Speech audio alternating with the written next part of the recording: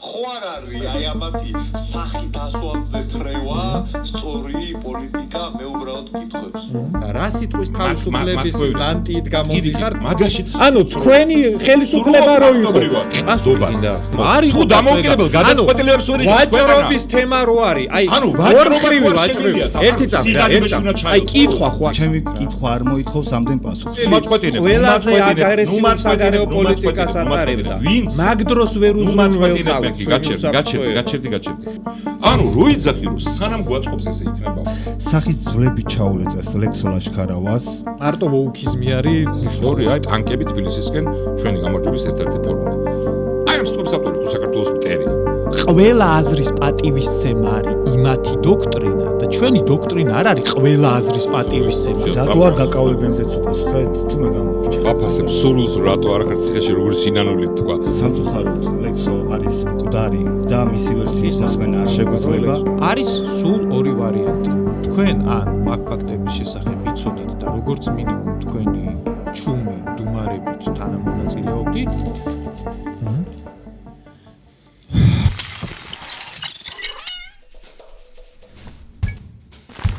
გამარჯობა, ეს დამოუკიდებელი მედიის პროექტი 64-ის YouTube-ის არხია, სადაც პოლიტიკური პოდკასტების სერია პოლიგონი უკვე ამასობაში თავისი მეოთხე სეზონით უბრუნდება თავის მსმენელსა და მაყურებელს. მე მქვია გიორგი გიორგაშვილი, ვარ პროექტი 64-ის ჟურნალისტი და პოლიტიკური დებატების წამყვანი. პოლიგონი კი არის პირველი ქართული პოდკასტი, რომელმაც კლასიკური რეგლამენტირებული დებატები შექმნა და დაამკვიდრა ქართულენოვან YouTube-ზე და გვახარებს, რომ ჩვენ მიერ ორგანიზებული დებატების მიმართ ინტერესი არის მზარდი. და წინასწარი გამოხმაურებების მიხედვით ხვდები, რომ საკმაოდ მაღალი არის მოლოდინი ამ კონკრეტული დებატების მიმართ, სადაც მაგიდის ერთ მხარეს გიგაბოკერია, მეორე მხარეს კი ზურა მახარაძე. მოგესალმებით ბატონებო, მადლობა თანხმობისთვის და თავდაპირველად მინდა რომ თითო წუთი მოგცეთ იმისთვის, რომ გითხრათ რა განწყობით ხართ მოსული, საერთოდ რატო დათანხმდით ამ შემოთავაზებას და ასე ვთქვათ, რა არის თქვენი მიზანი ამ დებატებში. მოდით დავიწყოთ ზურა თქვენით ერთ წუთში რომ გვიპასუხოთ. ქართულ პოლიტიკურ სივრცეში ძალიან ჭირს და ფუფუნება არის, როცა განსხვავებული პოზიციის ხალხი კამათობს. ყველას, აი, სანამ დავიწყებდით გადაცემას, ვამბობდით, რომ ყველას აქვს თავისი ჩაკეტილი სივრცე მოწყობილი, სადაც მისი ჟურნალისტები მისთვის კომფორტულ კითხვებს უსვამენ და ეგრე პოლიტიკური პროცესი ვერ ვითარდება. ესეთი პლატფორმები არის ძალიან მნიშვნელოვანი და ჩემი აზრით კაი გამოვა. მადლობა. გიგა, თქვენს ერთ წუთს ავითვლი. ჩემთვის თვითონ თემა არის ძალიან მნიშვნელოვანი, იმიტომ რომ დღეს ჩვენ თავარ საფრთხესთან დაკავშირებით ჩვენი ქვეყნისთვის ეს თემა და ის პროპაგანდა, რომელსაც დღეს ხელისუფლებაში მყოფი რეჟიმი აწარმოებს და მისი თანამოაზრეები ამა თუ იმ ფორმით აწარმოებენ, ამ საკითხის გამოყენებით მიმაჩნია უმთავრეს საკითხად ჩვენი ეროვნული მომავლისთვის და განეიტრალება ამ პროპაგანდის ჩემთვის პერსონალურად როგორც მოქალაქისთვის ძალიან მნიშვნელოვანია, ამიტომ არ ვთქვი ამ შესაძლებლობაზე უარი. მადლობა. ახლა მე მგონი ჩვენი ფორმატის ერთ-ერთი საინტერესო მომენტი თუ როგორ ხედავენ დებატების მონაწილეები თავად საკუთარ თავს, გვაინტერესებს ხოლმე როგორც პიროვნებას საკუთარ თავს როგორ დაახასიათებთ, გითხარით რა ასე ვთქვათ ადამიანს, როგორც ადამიანს რა შინაარსი გაქვთ და რა მიზნები გაქვთ პოლიტიკაში. მოდი ბატონო გიგა თქვენ საკუთარ თავს დახსნით შედის იმის უფლება, რომ საკუთარ თავს არ ვილაპარაკო, იმიტომ რომ როგორც წესი კომიკური, არა თქვენ რო გაინტერესებთ მესმის, მაგრამ მე კომიკურად მიმაჩნია საკუთარ თავის აღწერა ავტორიციაში, და ავტორია იმჟელოს ყველაფრით დღევანდელი დებატებით და განსხვავებით პოლიტიკაში. ჩემი მიზანი პოლიტიკაში არის საქართველოს დამოუკიდებლობა და თავისუფლება და თავისუფალ სამყაროში ბუნებრივ წიაღში დასრულება, გამთლიანება და განმტკიცება სუვერენიტეტის, რომელიც 30 წლის წინ დავიბრუნეთ მრავალ 10 წლეულიანი 200 წლოვანი ტირანიის შემდეგ რუსეთის და ქვეყნის შიგნით სამოქალაქო რესპუბლიკის ჩამოყალიბება, სადაც საზოგადოება პასუხისმგებლობით სავსე მოქალაქეებით არის ეყარდნობა პასუხისმგებლობის მქონე მოქალაქეებს, რომელსაც აქვთ რწმენა საკუთარი ტრადიციის და საკუთარი ქვეყნის მომავლის და თავისუფლების დაცვის. მადლობა. ზურა, გისმენთ. ჩემი ამოცანა პოლიტიკაში არის ძალიან მარტივი. როგორმე ამ ქვეყანაში ზოგადი ლოზუნგების გარდა და იმ პოლიტიკური ბოლის გარდა, რომელშიც ოპერირებს ქართული პოლიტიკური სივრცე, ნელ-ნელა რეალური პოლიტიკის გარშემო ლაპარაკი რო დაიწყოს შინაარსის გარშემო. ალბათ მთელი ეს 5-6 წელია რაც ჩვენ საჯარო სივრცეში ჯერ როგორც მედია პლატფორმა და ეხა როგორც პოლიტიკური პარტია ვარსებობთ, ეგ არის ჩვენი ნომერ პირველი ამოცანა. იმიტომ რომ მე მაგალითად ვარ იმ თაობის წარმომადგენელი, რომელიც სრულ ქაოსში გავიზარდეთ. ანუ 1988 წელს დაბადებული ვარ. და რასაც ჩემი შეგნებული ცხოვრება უყურებ, ამ ქვეყანაში არის მარტო ლოზუნგები და მარტო ქაოსი. რაღაც კონკრეტულზე მინდა რომ გავიდეთ. კეთილი. მოკლედ რაღაცნაირად გონია რომ ამ პოლიტიკურ დებატებს სხვა ასე ვთქვათ მაყურებელთა შორის გვეყოლებიან სხვა პოლიტიკოსებიც და თუ კი ამ პოლიტიკოსებს მინდა მიმართოთ, თუ კი მიგაჩნიათ რომ გაქვთ მტკიცე პოლიტიკური ხედვები და გაქვთ უნარი რომ თქვენი პოზიციები ასე ვთქვათ ოპონენტამ ყარად გაიტანოთ, დაგვიკავშირდით დებატებში მონაწილეობისთვის. ჩვენი აუდიტორიის იმ ნაწილს კი ვინც პროაქტიულად დაგიკავშირდნენ რომ მომიწვიო. მაყურებლისთვის კი ვისაც ღირებული არის პოლიტიკური დებატების ხილვა, მოგიწოდებთ რომ გამოიწეროთ ჩვენი არხი და გააზიარეთ დებატების ეს ჩანაწერი სოციალურ ქსელებში, ჩატებში და ჯგუფებში და ძალიან მოკლედ უნდა ვთქვა გამოქვეყნების წესის შესახებაც. ამ ბოკერიასა და მახარაძეს შორის ამ დებატებს წერთ დღეს 24 სექტემბერს და ჩანაწერი გაივლის მხოლოდ და მხოლოდ ფაქტების გადამოწმების სტანდარტს. ჩვენ ცხადია თქვენს მოსაზრებების გადამოწმებას არ ვაპირებთ, მხოლოდ ფაქტებს შევამოწმეთ. თუ კი ამის საჭიროება დადგა, დებატების ჩანაწერი კი გამოქვეყნდება ხვალ 25 სექტემბერს ყოველგვარი მონტაჟის გარეშე. ეს იმას ნიშნავს, რომ დებატებიდან არ იქნება ამოჭრელი არც ერთი წუთი და არც ერთი მომენტი და მოკლედ კიდევ ერთხელ ასე ვთქვათ მადლობას გიხდით ამ პროექტში მონაწილეობისთვის. თუმცა სანამ მთავარ სადებატო საკითხზე გადავალ და კიდევ ვიტყვი რომ დღეს ჩვენ მთავარი სადებატო თემა არის საქართველოს ეროვნული უსაფრთხოება რუსეთის მტრული პოლიტიკის კონტექსტში. მანამდე ჩემთვის როგორც ჟურნალისტისთვის შეუძლებელი არის რომ ისე დავიწყეს დებატები თითქოს 2021 წლის 5 ივლისი არ მომხდარა. ზურა ვიცი რომ ამ თემასთან დაკავშირებით საუბრის პრობლემა არ გაქვთ. სხვა შორის გუშინ უსმინე მაესტროზე ერთი წლის წინანდელ თქვენს ინტერვიუს უცნობის კიდობაში, სადაც ამობთ რომ თქვენ ცხოვრების მთავარი მნიშვნელოვანი დღეა 5 ივლისი.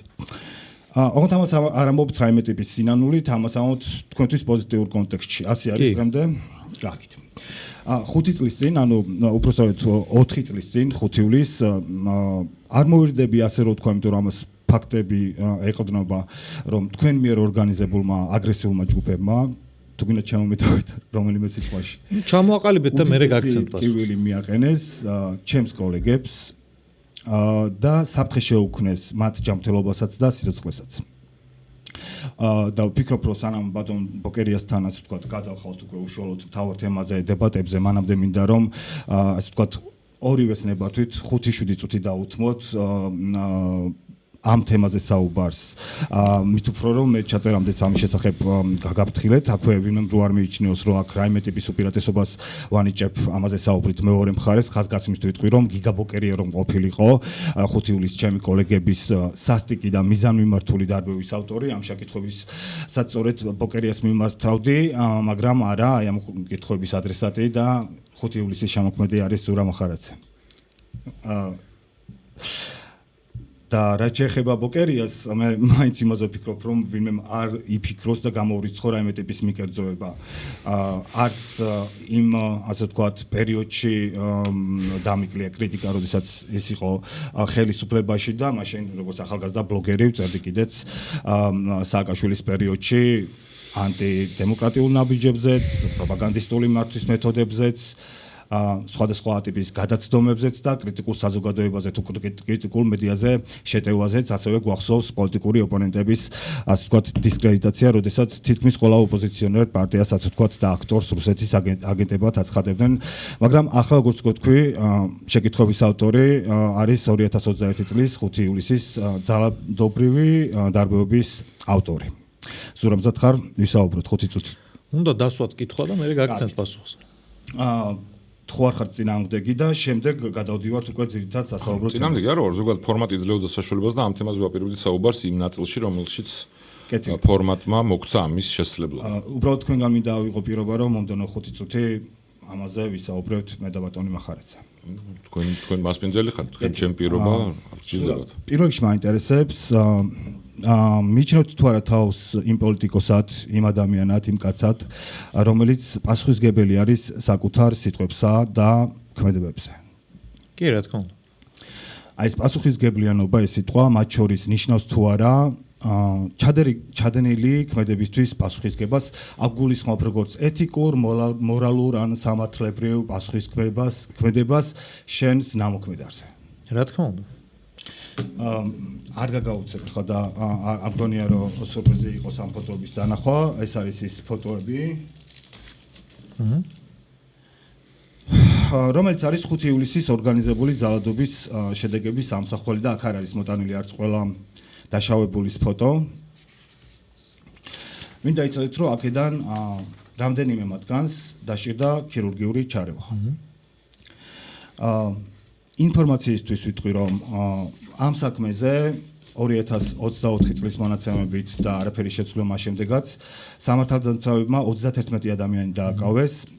აქედან 27 დააკავეს ჟურნალისტებზე ძალადობის გამო. მაგრამ ამ ამბავში ყველაზე სამწუხარო არის ის, რომ ძალადობის ორგანიზატორები არათუ არ დაუჟიათ, არც გამოუვლენიათ ქართულ სამართალდამცავებს. და მე მგონი რომ ეს არის პრობლემა, იმიტომ რომ ძალადობის ორგანიზება ქართული სამართლისთვისაც პრობლემა უნდა იყოს, იმიტომ რომ სისხლის სამართლის კოდექსი ასეთ დანაშაულს ცნობს. კი ბატონო.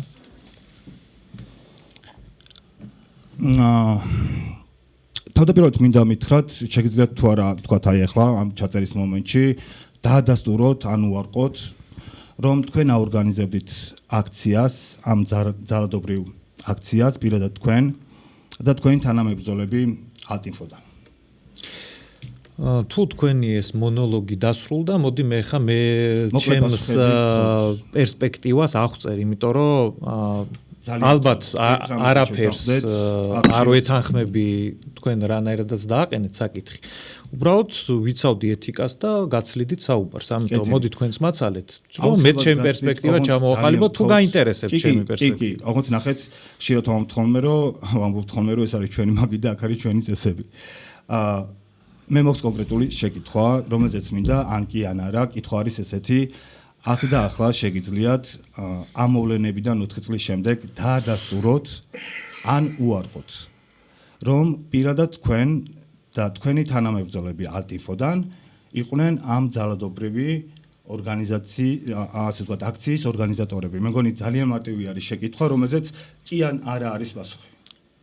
ეგ არის კლასიკური პრესუპოზიციით დასმული კითხვა, ხო იცი, კალსონის ის რო არის, ანუ დილას კონიაკის მას დაანებე თავი თუ არაო, ანუ ის ვარიანტი რომ საერთოდ ეს ფრენკენბოკი კონიაკს არ სვავდა, არ იგულისხმება, ხო, ანუ აქაც არის, ანუ უნდა რომ კიდე არასჩორის რომელიმე პასუხს ვერ ნიშნავთ, იმიტომ რომ ძალიან ცხადი არის კითხვაც და პასუხიც მარტივი უნდა იყოს. პასუხის გაცემის დროს არ მომცემთ და საშუალებას, რომელიც არ მოგეწონებათ, ეხლა გეუბნებით, მაშინ არ გამოვა, ხო? კეთილი. მოდი, მაშინ გავიაროთ ის და არა. აი, მოდი, აი, ძალიან მარტივი. აი, ერთი წამი, მაპატიეთ. თუ რაღაცას ვაკეთეთ, ეს ხო არ შეიძლება. მაპატიეთ. აი ეს ჩემი კითხვა არ მოითხოვს ამდენ რაღაცებს. ზურა, ჩემი კითხვა არ მოითხოვს ამდენ პასუხს. ანუ მე არ ვთვლი, რომ მე დავაორგანიზე ძალადობრივი აქცია. მე დავაორგანიზე კონტრაქცია, რომლის შედეგადაც მე კონკრეტული ინციდენტები მოხდა ადამიანებს შორის, რომელშიც ჩემი შეფასებით მათ შორის ჟურნალისტების ბრალეულობა იყო საკმაოდ დიდი, რომ მან პროვოკაციები მოხდა. აი ხა ესეთ პასუხს რო გცემთ, ეს ხო თავის თავში გულისხმობს რაღაცის ჩაშლას. ანუ მარტო კი ან არა ფორმატი არ არის. მაგალითად, მოდი ერთი რაღაცა გაჩვენოთ. აი ეს არ არის ეს ფორმატი, ზურა. აი ეს ახალგაზრდა ხო არის? აი ამ ახალგაზრდის მაგალითზე ძალიან კარგად ირკვევა სინამდვილეში რა მოხდა. მანახეთ ეს თუ გინდათ შეგიძლიათ მაგის ისტორია. ეს ახალგაზრდა არის რატი წვერავა? კი, რაც წვერავაზე გეუბნებით. იცით რა გამოიარა, რატი წვერავა? რატი წვერავამ რა გამოიარა და როგორ მოხდა მაგამის არ მინდა შევიდეთ ამ საკითხის განხილვაში. არა, არ მაინტერესებს, იმიტომ რომ ბევრჯერ მოგისმენიათ, მე რაც მაინტერესებდა, ჩემი შეკითხვა იყო. არა, ჩემი შეკითხვა იყო მარტივი და მე მართლა გულწრფელად მაინტერესებდა ამ კითხვაზე პასუხი. აქ და ახლა შეგიძლიათ თქვა თუ არა რომ თქვენ დააორგანიზეთ ეს. თქვენი პასუხი იყო რომ არა, თქვენ დააორგანიზეთ კონტრაქცია და შემდეგ განავრცეთ. კონტრაქცია გადაიზარდა მე არეულობაში. ძალადობრივი აქცია, წინასწარ თქვენ არ დაგიორგანიზეთ. მე არ დამიორგანიზებია ჟურნალისტების ცემის აქცია. კი ბატონო. კი ბატონო, გთხოვთ არ ჩაერიოთ, ძალიან გთხოვთ მაპატიეთ. ოღონდ ისე არ გამოვიდეს რომ მე სტატისტი ვიყო და თქვენი დებატები იყოს. ძალიან მალე გავulit, კომიკურ მდგომარეობაში. ბატონო გიგა. ჩამაყენებთ მე. არა, თემა მე ვაპირებდი უკაცრავად გითხრათ. ამ თემაზე საუბარს. ოღონდ თქვენ წამოიწყეთ ამ თემაზე საუბარი. ეხლა მაშინ მეც უნდა გამოვეხმოვრო, ხო? ჩვენი დებატებია, თქვენი ხო არა? აბსოლუტურად მესმის. მე როგორც ჟურნალისტი ამ შემთხვევაში მაპატიეთ. არა, მესმის რომ კითხვა დაუსვით. მე თქვენ კომპეტენციაში არ ვიჭრები, ოღონდ თემა წამოჭერეთ, ამას მეც უნდა გამოვეხმოვრო. აუცილებლად გექნებათ ამის საშუალება, ჩვენი დებატების ერთი ბლოკი სწორად ეთმობა იმას, რომ ერთი შეკითხვით მიმართოთ ოპონენტს და მაშინ გავიაროთ. არა, იმიტომ რომ მე ბატონ ზურასთან მინდა და თავიდანვე ავიღე ეს პირობა, რომ 5-7 წუთი დაიკავო სამ საკითხმა და რაც მალე გავulit, მით უკეთესია. კეთილი, უბრუნდები თქვენს ბოლო პასუხს, რომ თქვენ არ გიორგანიზებიათ ძალადობა. ჩემი მეორე შეკითხვა არის წინასწარ და განზრახულად დაორგანიზეთ თუ არა ჟურნალისტებზე ძალადობა. არც კონკრეტულად ჟურნალისტებზე და არც კონკრეტულად არც ერთ ცალკეულ პირზე ჩვენ არ დაგვიორგანიზებია, რომ აი კონკრეტულად ეს ადამიანი შენ ამ ადამიანმა უნდა გალახვე, ეგ არის კონკრეტული ორგანიზება. რაც მე განცხადებები მაქვს გაკეთებული, ეგ არის ზოგადი შეფასებები, რომ რაც ხდება, ეგ არის საქონლობა, ეგ არის ისეთ რაღაცაში მონაწილეობა, რომ მე პირადად მაგალითად მაგას წინ აღუდგები, მათ შორის ფიზიკურად თუ დამჭირდა წინ აღუდგები და ვთვლი რომ ეგ მორალურად გამართლებულია და მაგაზე თუ რაღაცა მომიწევს არ არის პრობლემა. არ გიკამათებით და არ არის ჩემი მიზანი რაიმე კონკრეტული განწყობა შექმნა ამ ყველაფერთან დაკავშირებით. ამიტომ მოდი დავაციტიროთ. არა არის ჩემი მიზანი. რისკეთება. სხვადასხვა რეგიონები იქნება სხვადასხვა უბრიდან ხალხის მობილიზება, იქნება ტრანსპორტირებაზე, იქნება ინფორმირებაზე, Facebook კამპანიაზე და ასე შემდეგ. ეს ყველაფერი არის ასაწყობი, გასამართი, იმიტომ რომ თავისით ხალხი არ დაორგანიზდება, ყველაფერს უნდა მიხედვა. ხომ არ არის დასაშვები ესეთი ჟურნალისტების წიხლის ქვეშ გაგდება, უბრალოდ კითხვებს ვსვავ, ეგ ის მარეგულირებლის გასაგონად, მე უბრალოდ კითხვებს ვსვავ, ხო არ არის აი ამათი სახით ასვალზე თრევა, სწორი პოლიტიკა, მე უბრალოდ კითხვებს ვსვავ. ეგ მე მგონი უნდა ეგ გაუნერგო. ეხა მოდი ეგ ორი მონაკვეთი რომელიც კიდევ ბევრი გადაბმულია ციტირება შეიძლება და ამ ვიდეოს შეიძლება განმარტება გავაკეთო? კი ბატონო, გისმენთ. პირველი მონაკვეთია იმაზე აქცია როგორ უნდა დააორგანიზდეს და რავი ეგერ მეორე მხარეს როზის ადამიანი მაგალითად იცის რომ აქცია ყოველთვის მოითხოვს რაღაც საორგანიზაციო საკითხებს მათ შორის რეგიონებიდან ხალხი რო ჩამოყავს, იქ უნდა მოხდეს მაგ ყველაფრის კოორდინირება, რომ ერთ დროს ერთ ადგილას ხალხი შეიკრიბოს. ამიტომ ის ერთი მონაკვეთი, რომელიც მეორეს მიაბით, სინამდვილეში მან კონტექსტუალურად სხვადასხვა რაღაცა იყო. ეგ ერთი, მეორე ჟურნალისტებს არის, რომელიც ჟურნალისტებს რაც შეეხება კიდე, რა ვიცი, ჩემი მორალური შეფასება იმ ჟურნალისტების მიმართ, რომელიც მაგ პრაიდის საინფორმაციო იდეოლოგიური უზრუნველყოფის კუთხით იყვნენ დაკავებული, მაგ დღეს რა შეხედულებაც ჰქონდა, ზუსტად იგივე შეხედულება მაქვს ეხაც. არ გეკამათებით, მინდოდა თქვენი პასუხის მოსმენა და კიდევ ერთხელ ყველაფერი იმის გათვალისწინებით, რაცაც ბატონი მახარაძისგან ახლა ისმენთ, იმის გათვალისწინებით, რაც მისივე სიტყვებია ამ ჩანაწერებს თან დაურთავთ და არ არის ისე დამონტაჟებული, როგორცაც გინდათ წარმოაჩინოთ, საკმაოდ ასე ვთქვათ, ვრცელი და კონტექსტის მაჩვენებელი ფრაგმენტებით არის ახუნძლული ეს ვიდეო, რომელიც არის გამოქვეყნებული თავის დროზე პუბლიკაზე, რომელშიც მე და ალბათ ნეიტრალურ ნებისმიერ აუდიტორიას, რომელიც ნახავს ამას, გავკვევით შეუძლია მოისმინოს, როგორ ამბობთ, რომ თქვენ აორგანიზებთ, მათ შორის რეგიონებიდან ორგანიზებულად ჩამოყვანას ადამიანების და მათ მოუწოდებთ ძალადობრივი მეთოდებით ანგარიშწორებაზე, მათ შორის ჟურნალისტების მიმართ. ჩანაწერი, რომელიც ნახეთ, არის ჩაწერილი 19 ივნის, შემდეგი ჩანაწერი იყო, ვთქვათ, ჩაწერილი 21 ივნის, ანუ ბევრად ადრე, ვიდრე 5 ივლისი მოხდებოდა. ეს ასე ვთქვათ, ცალსახად აჩვენებს თქვენს განზრახვებს და მაინც მე ბოლოსკენ გავდივარ, არ მინდა რომ 5 ივლისზე ასე ვთქვათ, ჩვენ ძირითადი სასაბურო თემა გვექნება რუსეთი და ამაზე უნდა წარმართოთ დიალოგი, ასე რომ ბოლოსკენ გავდივარ, ბოლოს აუცილებლად უნდა ვთქვა, რომ ამ დღის და მე შეგნებულად მოვერიდე ძალიან ბევრი ესე ვთქვათ, რამის თქმას, რაც შეიძლება ემოციური მანიპულაცია როგორც ჩანს, კითხვა არც ქონდა ჩემთან. კითხვები რაც ქონდა, მე მგონი პასუხიანი მონოლოგი იყო თქვენი და გასაგებია თქვენ გადაცემა შეგიძლიათ 10 წუთიანი მონოლოგიც გააკეთოთ, არა პრობლემა. მე თქვენ დაგითმეთ დრო, ჩემს კითხვებზე საპასუხოთ და თავად ამბობთ რომ პოლიტიკოსები მზად უნდა იყვნენ. ხშირად გამაწყვეტინეთ და ნუ რავი, არ მომეც საერთოდ არ გაგაწყვეტინებთ, როდესაც რუსეთზე გექნება დისკუსია, მაგრამ ამ ბლოკში ჩვენ გვჭირდებოდა ცხადი პასუხები, იმიტომ რომ საფრთხე, რომელსაც აყენებდით თქვენს მოწოდებებში ძალიან ცხადი იყო. 5 ივლისთან მიმართებაში რა პოზიციაზეც ვიყავი? მაშინ ზუსტად მაგ პოზიციაზე ვარ ეხლა. თუ ეგ კითხვა გქონდათ, აგერ შეგიძლიათ ჩაიწეროთ. რანაირადაც მაშინ უყურებდი მაგ საქონლობას, ზუსტად ეგრე უყურებ ეხლაც. და დარწმუნებული ვარ, რომ მართალი ვარ. 5 ივლისს დაზიანდა 50-ზე მეტი ჟურნალისტი, ამაზე უკვე ჩვენ ვისაუბრეთ. სახის ძვლები ჩაულეწეს ლექსო ლაშქარავას. და აი ეს დღე და ამ დღის სიმძიმე და ამ დღის სიმძიმის ცენტრი ყოველთვის იქნება ლექსო ლაშქარავა, რომელიც არასდროს არ ასე ვთქვათ დაავიწყდება ჩვენს მეხსიერებას, ისევე რომელიც როგორც არ დაავიწყდებათ მის ოჯახს, მის კოლეგებს და ალბათ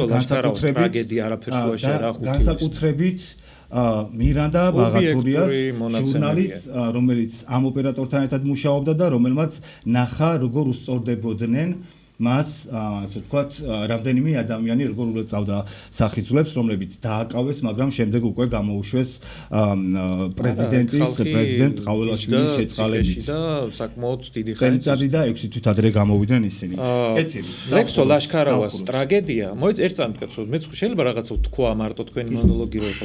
ლექსო ლაშქარავას ტრაგედიით მანიპულირება ძალიან კარგად აჩვენებს თქვენი ჟურნალისტური კორპუსის სახეს, იმიტომ რომ ეგ ადამიანი რო გარდაიცვალა, მაგის გარდაცვალება სუფთა ობიექტური მონაცემებით არაფერ შუაში არ არის 5 ივლისის ტრაგედიასთან. შეგნებულად არ საუბრობთ ლაშქარავაზე ხაზგასმით და რა დონეზეც თქვენ მაგ თემით მანიპულაცია მოახდინეთ, ეგ კარგად აჩვენებს, რამდენად რეალურად მაგ ადამიანის ტრაგედია თქვენ, როგორც მის კოლეგებს არ გაინტერესებს. აზურა, სამწუხაროდ ლექსო არის მკვდარი და მისი ვერსიის მოსმენა არ შეგვეძლება, ამიტომაც ზუსტად იმიტომ რომ გამოვრიცხოთ ნებისმიერი მანიპულაცია, ოჯახის მიერ დაქირავებული დამოუკიდებელი ექსპერტის დასკვნა გვაქვს. ამიტომ ნუ სახელმწიფოს ექსპერტიზა და ოჯახის მიერ დამოუკიდებელი ექსპერტიზა თუ რაღაცაზე თან ხვდება, მე გარდაცვალებაზე მიანიშნებ გარდაცვალების მიზეზები გასაგებია. ჩალეწვაზე იღებთ პასუხისგებლობას, რომ მას ალყაში მოქცეულ სახე და ჩაულეწეს იმ ადამიანებმა, რომელსაც თქვენ უბიძგეთ ქუჩაში ძალადობისკენ ჟურნალისტებზე. კონკრეტულ ადგილებზე მოხდა კონკრეტული ექსცესები და იქ ადამიანებს მოვიდა ჩხუბი რამდენიმე ადგილას. მოვიდა ჩხუბი გულისხმობს, რომ ორი მხარე ერთმანეთს სცემდა? ნუ მაგალითად, როდესაც ეგ სასამართლო პროცესები მიდიოდა, ერთ-ერთი თქვენი კოლეგა გამოდიოდა და ეგეც საინტერესო ჩვენებას აძლევდა, რომ ჩვენ გადავედით და მე იქ ხა კი შევიგინე, დედა შევაგინე და მე ნუ გამოიწიეს ჩემგან და ჩხუბი დაიწყეს და ეხა ადამიანი როცა ამბობს, რომ ვიღაცას დედა შეაგინა, ან ვიღაცას სამშობლოს მოღალატე ეძახა და იქ მერე წარმოიშვა კონფლიქტური სიტუაცია და ჩხუბი მოხდა, რავი, ხა თუ იმას მეკითხებით, კაი იქნებოდა თუ არა, რომ ეგ ჩხუბები არ მოხდარიყო, კი, კაი იქნებოდა, მაგრამ რახან მოხდა არა კონკრეტულად სადაც მოხდა ჩხუბები, ეგ მოხდა კონკრეტული ექსცესების გამო. თქვენი პასუხისგებლობა ამაში არ არის? არა.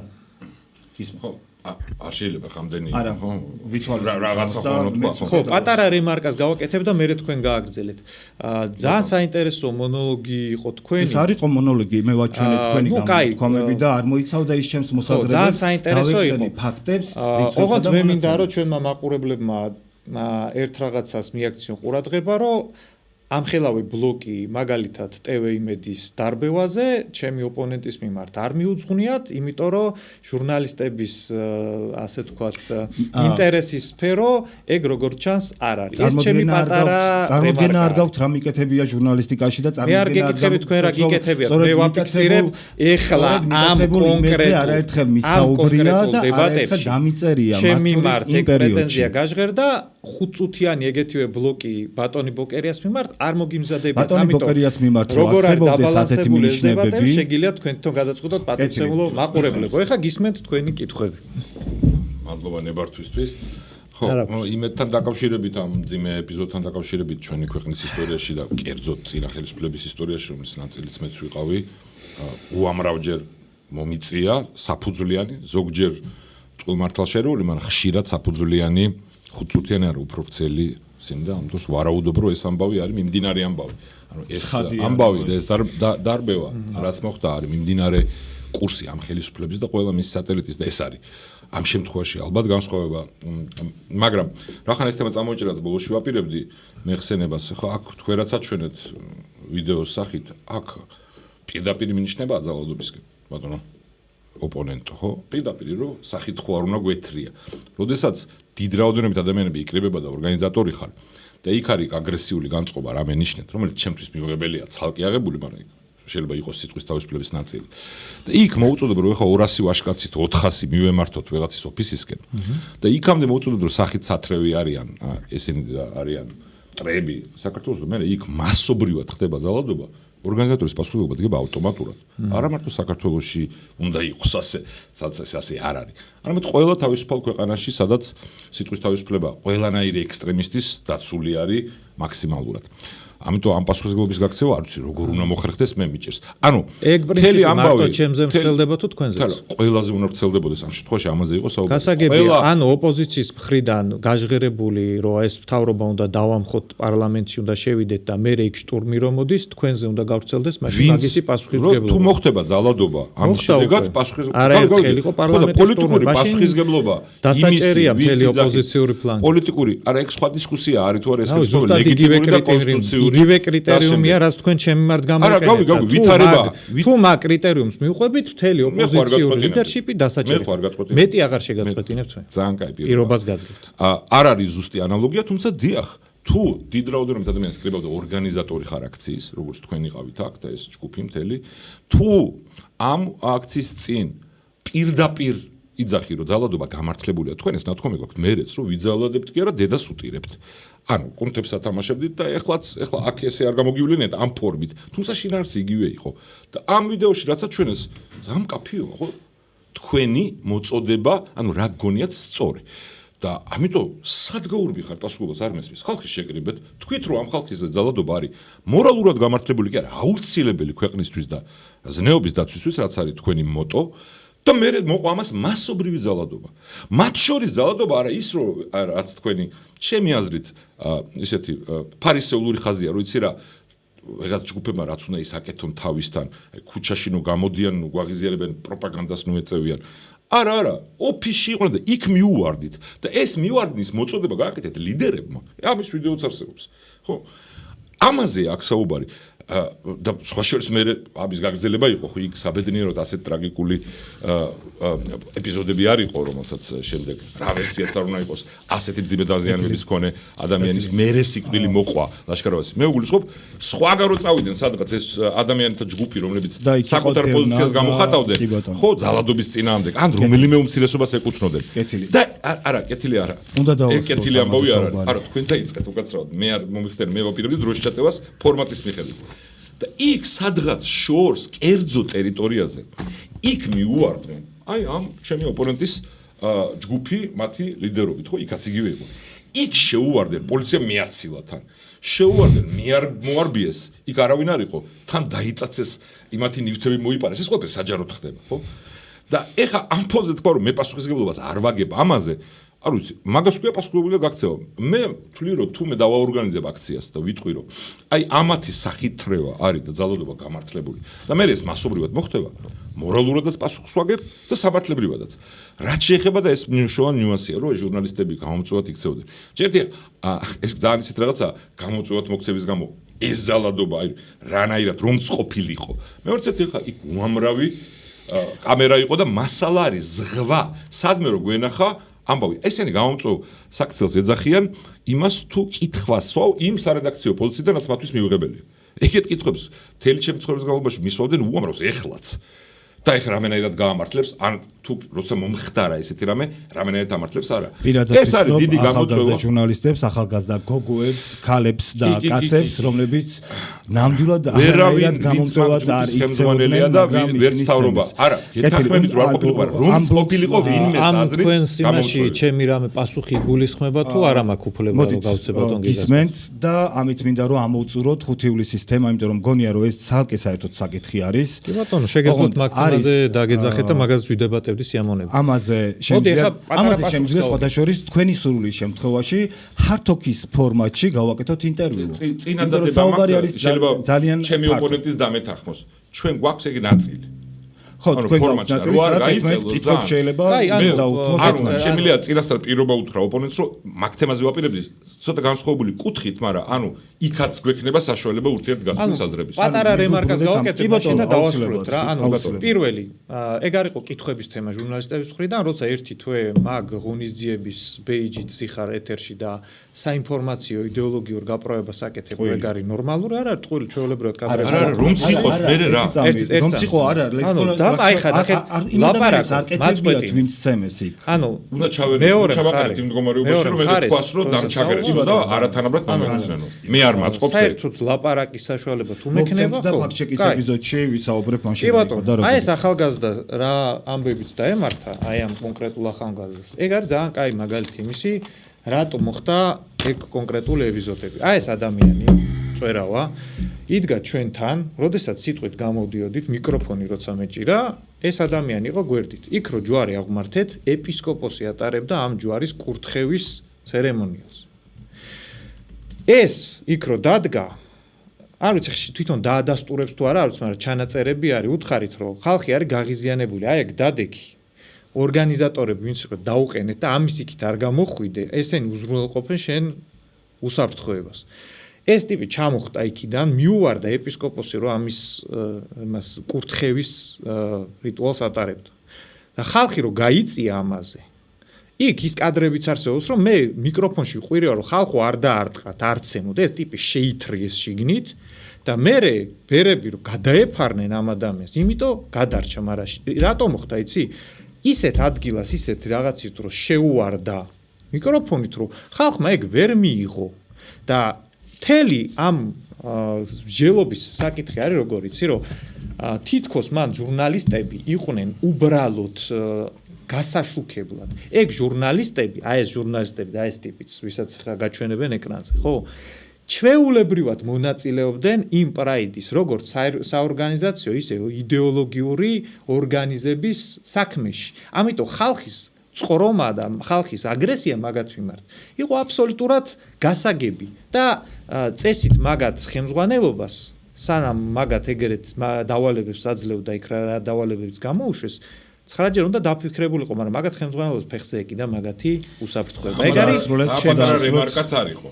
კი, არის პატარა რემარკა, მაგრამ არ თქვენ მოგცეს პატარა დრო. კაი, გადავიდეთ ხა ძირითად თემაზე. კი ბატონო, მაგას ვაპირებ, მაგრამ რატი წვერავასთან დაკავშირებით ჩვენ აუცილებლად მოგასმენებთ წვერავას ვერსიასაც და ასევე მაყურებელმა თავად განსაჯოს ბატონი მახარაძის მოყვანილი მიზეზები ამართლებს თუ არა იმ ქმედებას. გადაღებულია ეს ყველაფერი თვითონ რაც აღიარებითი ჩვენება საჯარო აქციაზე არ მოგვეწონა რომ ვიღაცასთან მიკროფონით მივიდაო და ამის გამო გამართლებული იყო ეს შაქოლა და კიდე კაი უარეს უზავდნენო მაგას ქვია ძალადობისკენ მოწოდება ანუ მე ეხლა 2 წუთის წინ თქვი რომ მიკროფონში ყვიროდი რომ არც ემოთ მეთქი და ეგ არ არის არ გეტყვით რა არის ანუ მიკროფონში ყვირი ხარ რომ არც ემო უღონდ მე იძახი რომ გამართლებული იყო ეს მისი საქციელის გამო ხალხის ეგ რეაქცია გასაგებია ჩემთვის სრულიად და მორალურად მე მაგას არც ვემიჯნები და არც გულის ზუსტად აი მაგაშია საქმე კი მაგაშია საქმე მაგრამ მნიშვნელობა აქვს იქ რომ როცემდე რომ იცოდი რომ გაათრიეს იქ რომ ზდილობისთვის თუ არ ვიცი შემდგომ საფრთხეულად იძახე რომ არ შეიძლება მაგიტომაც გადარჩა როგორც აქ იძახი შეიძლება მაგიტომაც გადარჩა აქ არის რომ აქაც რასაც იძახი რომ იქნებ სახით უკაცრავ საფრთხის შემცველი გარემო იყო კი და მათ შორის მოდი მე ვიქნები რა სახით სათრევები ხომ არ არიან რომ იძახი ეგ არის ხო ანუ ცნობილი ტესტია ხო დახრულ კინოთეატრში ხანძარიაო ტყვილ არ უნდა იყოს რომ ხალხი ერთმანეთს გადათელავსო რომც პირდაპირ არ მოუწოდო ან ირიბად და თქვენ ამ შემთხვევაში პირდაპირ იძახით რომ ეს გამართლებულია სწორია 1000 ჯერ გაქვს ნათქვამი რომ კიდევ ვიძალადებთ ამიტომ ვერ გაიქცევით მაგ პასუხისმგებლობას და დღევანდელი პასუხებიც რომელიც ფორმით უფრო ცივილიზებული არის შინაარსით იგივეა პატრიცემულ ოპონენტო მაგრამ ამ თემას დაუბრუნდებით ისევ ძალიან ბევრი დრო დავუბრუნდეთ აუცილებლად კი ბატონო იმ ფორმატში რაც გვაქვს ამოვწურო და 1 წუთი უნდა წავიღო მე და ამის შემდეგ მე აღარ ჩავერევი ამ დისკუსიაში საერთოდ აღარ ჩავერევი და ფორმატიც ისე გადავანაწილეთ რომ იქ მოდერირება ასე ვთქვათ მხოლოდ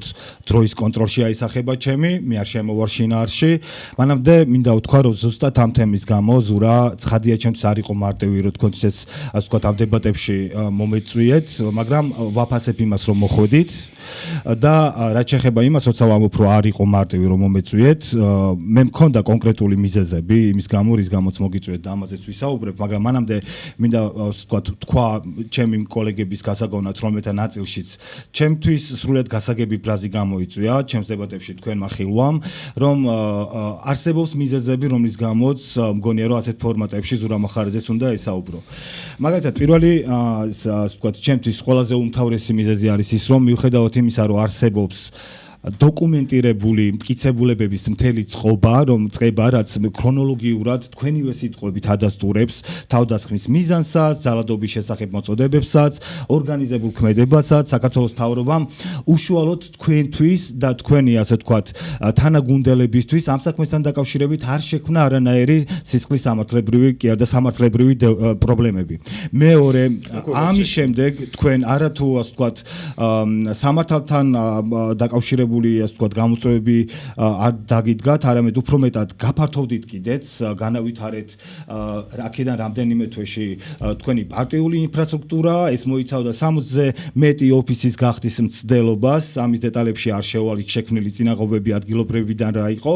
შემდეგ კიდევ ერთი მიზეზი ის არის, რომ თქვენ ხართ ის იშვიათი პოლიტიკოსი, რომელიც ასე ვთქვათ საქართველოს მიმართ ცხადად, ნათლად, დემონსტრაციულად მტრულად განწყობილ ქვეყანაში რუსეთში დადის და მგონია, რომ ამაზეც ასე ვთქვათ შესაბამისი მიზეზი არის, რომ ასეთ ფორმატებში მონაწილეობდეთ და ასევე ერთ-ერთი მიზეზი არის, რომ თქვენ ქმნით ისეთ არხს, რომელიც თავისი შინაარსით მოიცავს პრორუსულ ნარატივებს, არის ცალსახად ანტიდასავლური, რაც ასე ვთქვათ რაღაცნაირად არა ძალიან შინაარსობრივად მოდის წინააღმდეგობაში ევროინტეგრაციის იდეასთან და ასევე ასე ვთქვათ დღეს უკვე მოვლენებიდან წლების შემდეგ თქვენ უკვე ფორმალურ პოლიტიკაშიც ხართ, ახლა უკვე თქვენი პოლიტიკური პარტიითა და უკვე თბილისის მერობის ამბიციებით, რაც უკვე არის ასე ვთქვათ რაღაცნაირად არის პოლიტიკური თანამდებობა. ბოლოს ვიტყვი, რომ ეს არ არის სული მიზეზები, უფრო მეტიც არის, მაგრამ აღარ გავწელავ ამ საუბარს და სწორედ ამიტომ ამჯერად მაინც მინდა რომ შეეძლოს მაყურებელს თქვენი ხილვა და მოსმენა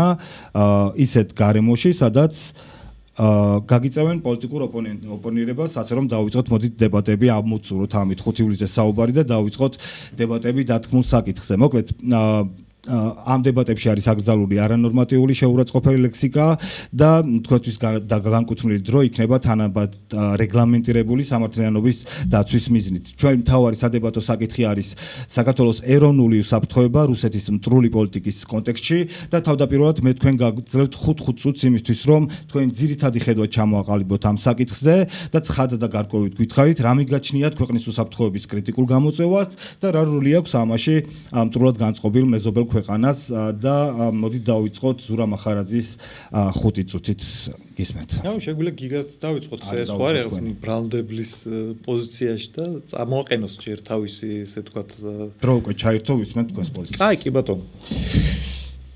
როგორც წესი ჩვენ მიმართ როდესაც პრეტენზიები დგება ხოლმე მაგ კუთხით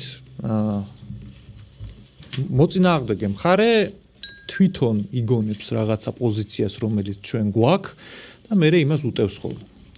რეალურად ჩვენი პოზიცია რუსეთთან ურთიერთობის კუთხით გამოიყურება შემდეგნაირად. პირველი, უკრაინის მოვლენებმა ძალიან ნათლად აჩვენა, რომ იგივე დილემა ძალიან მალე დაგვიდგება ჩვენც. ანუ რანაირი ულტიმატუმითაც თავის დროზე მიადგნენ უკრაინას, მსგავსი ულტიმატუმის გაჟღერება აუცილებლად ყოველ მიზეზს გარეშე მოხდება ჩვენ მიმართთ. ულტიმატუმი გამოიყურება ესე, თქვენ ნატოში ინტეგრაცია რო გიწერიათ, როგორც უკრაინას ეწერა და უწერია თავის კონსტიტუციაში. მაგას აგრძელებთ და ჩვენ მაგ ჩვენთვის, ანუ რუსეთისთვის პრობლემატურ თემას სამხედრო ძალით, ინტერვენციით და ომით ვაგვარებთ, თუ მაგ თემაზე შეგვიძლია დიპლომატიური კუთხით ვისაუბროთ. ეგ იქნება დილემა. და ჩვენი პასუხი მაგაზე არის, რომ ყველა ვარიანტში აქ არსებობს ორი პასუხი, რაც შეიძლება ჩვენი მხრიდან მაგაზე გაეცეს. აი, რაც არ უნდა ფუთო აქეთ-იქიდან, პასუხი არის ორნაირი. ერთი პასუხი არის აი კოლექტიური მეორე ფლანგის, რომელიც გამოიყურება იმაზე, რომ აი ეგეთი ულტიმატუმია, იარაღის ლულის ქვეშ რო დადგება ჩვენ მიმართ, იქიდან იქნება, ან ჩვენი მხრიდან უნდა იყოს, ვაგინოთ დედა, რუსეთის დროშას იმას ვქნათ, რა ქვია, ზედ იმას ვქნათ და ვიყოთ იმის იმედზე, რომ დასავლეთი ჩვენ მაგაში ისე დაგვიდგება გვერდით, რომ მაგ სამხედრო კონფლიქტში ჩვენ გამოვალთ პლუსში. ეგ ერთი ვარიანტია, მეორე ვარიანტია, რასაც ჩვენ ვამბობთ, რომ მანდ უნდა აუცილებლად ვცადოთ დიპლომატიის გზა.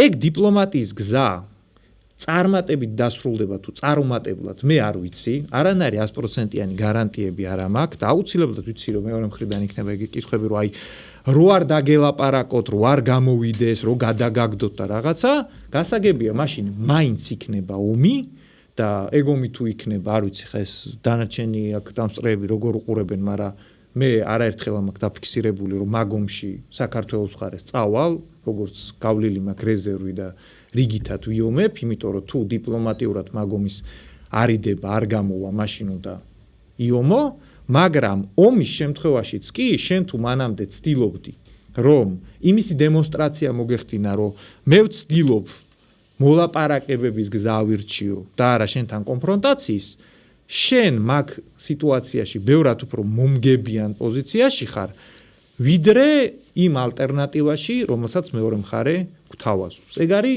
ჩვენი ზოგადი ხედვა. დანარჩენი უკვე ნიუანსები. რა თქმა უნდა, შეიძლება ეგ ჩავშალოთ, მაგრამ ზოგადი ხედვა არის ეგ. საქართველოსთვის წითელი ხაზი არის საქართველოს ტერიტორიული მთლიანობა, რომ საქართველოს როგორც სახელმწიფო გადარჩეს. რუსებისთვის თუ არის წითელი ხაზი საქართველოს ნატოში ინტეგრაცია, რომელიც ისედაც არ გვაქვს, ფაქტია. მაშინ ჩვენ შეგვიძლია ეგ როგორც კომპრომისი დავთმოთ იმისთვის, რომ აქ რაღაცა პერიოდი იგივე არ მოხდეს, რაც მოხდა უკრაინაში.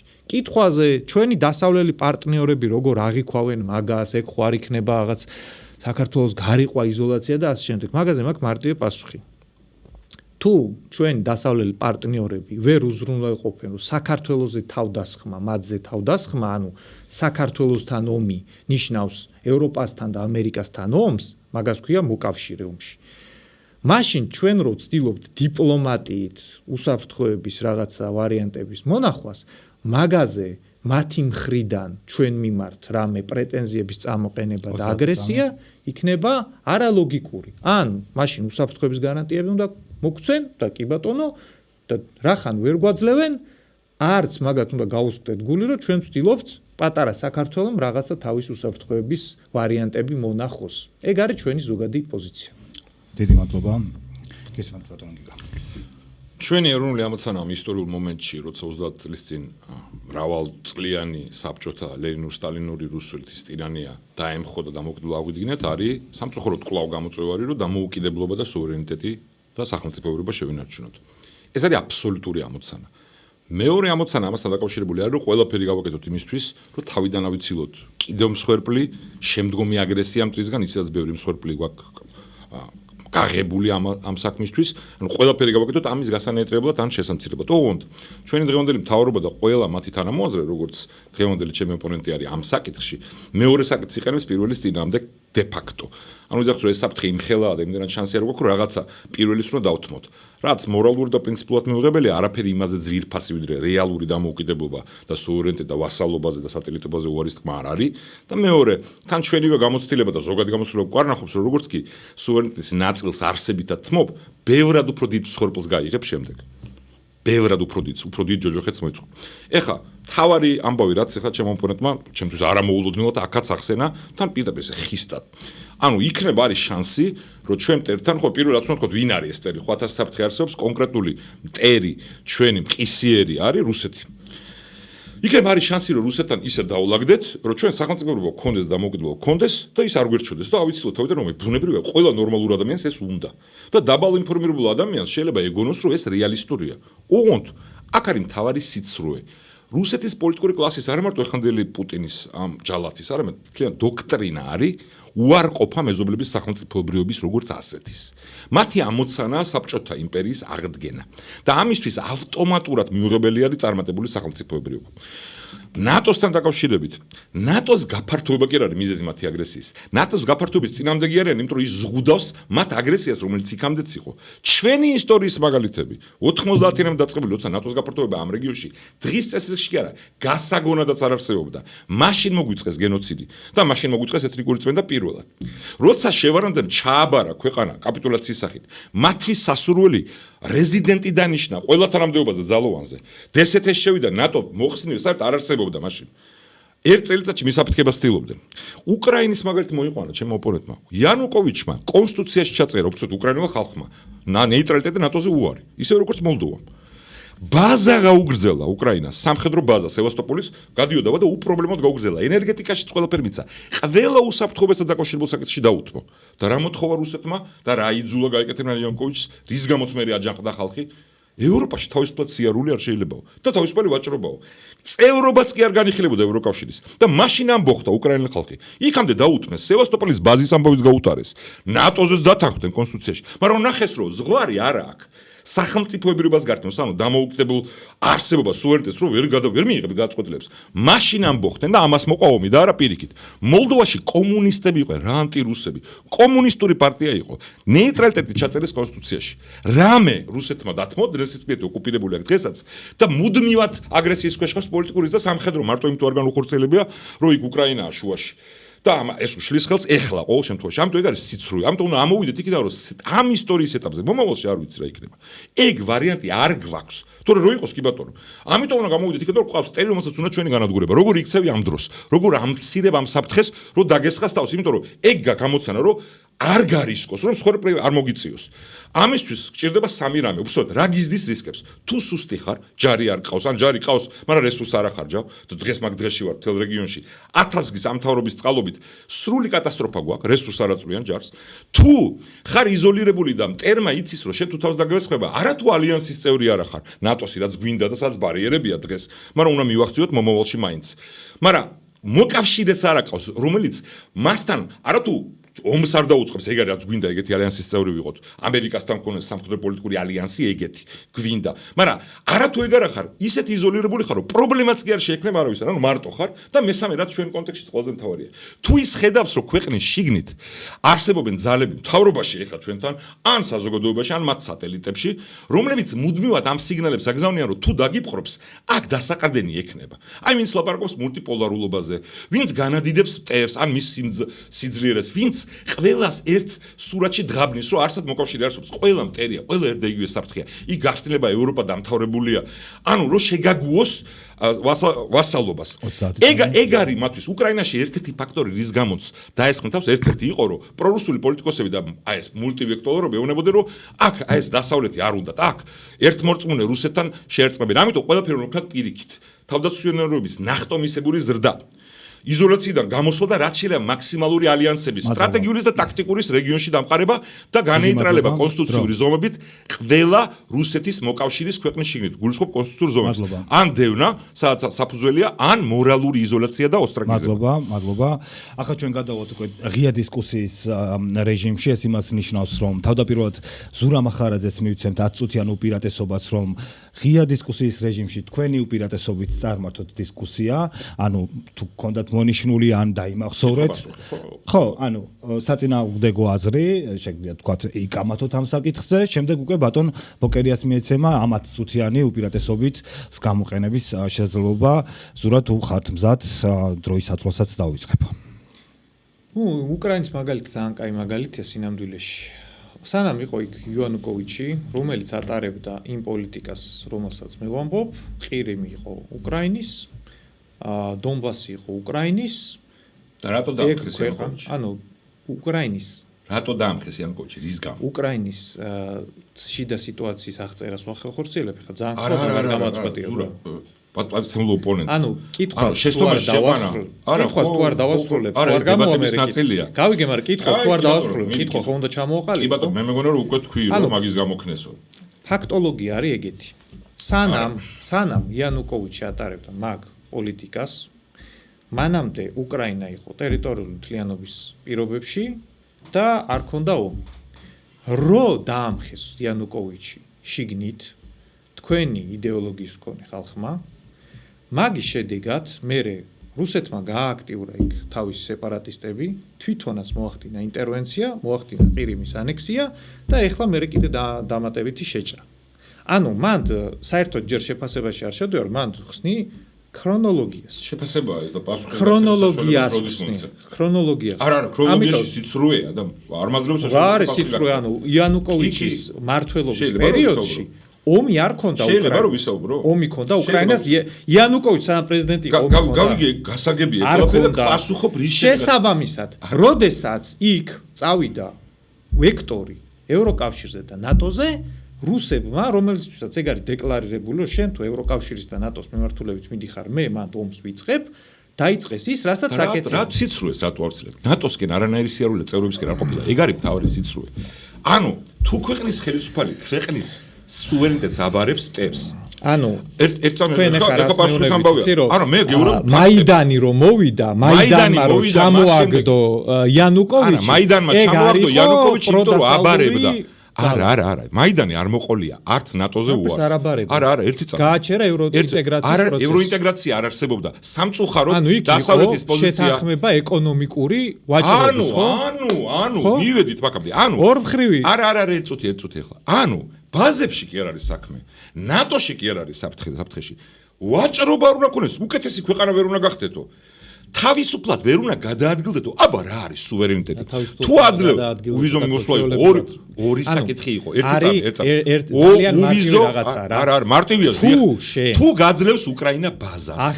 თუ კონსტიტუციაში წერს მარტივ ანალიზს. ოპონენტო, აქაც ნატოსკენ სლაო კონსტიტუციაში ჩაწერეს. იანუკოვიჩი მერე დაიწყო ომი. კიდე ერთხელ გიმეორებ. მე რა ვარიანტსაც აღწერ, სანამ ეგ ვარიანტი გამოვიდეს, შეიძლება ხვალ რომ გამოვიდეს. სანამ ეგ ვარიანტი რომ გამოვიდეს უნდა მეცქვა, მაგრამ გამოსულია, მაგრამ არ ქონდა ომი. არა, თქვენი გაგებით და თქვენი ვარიანტი რო დაიწყო უკრაინაში, მერე ქონდა ომი, ეხო.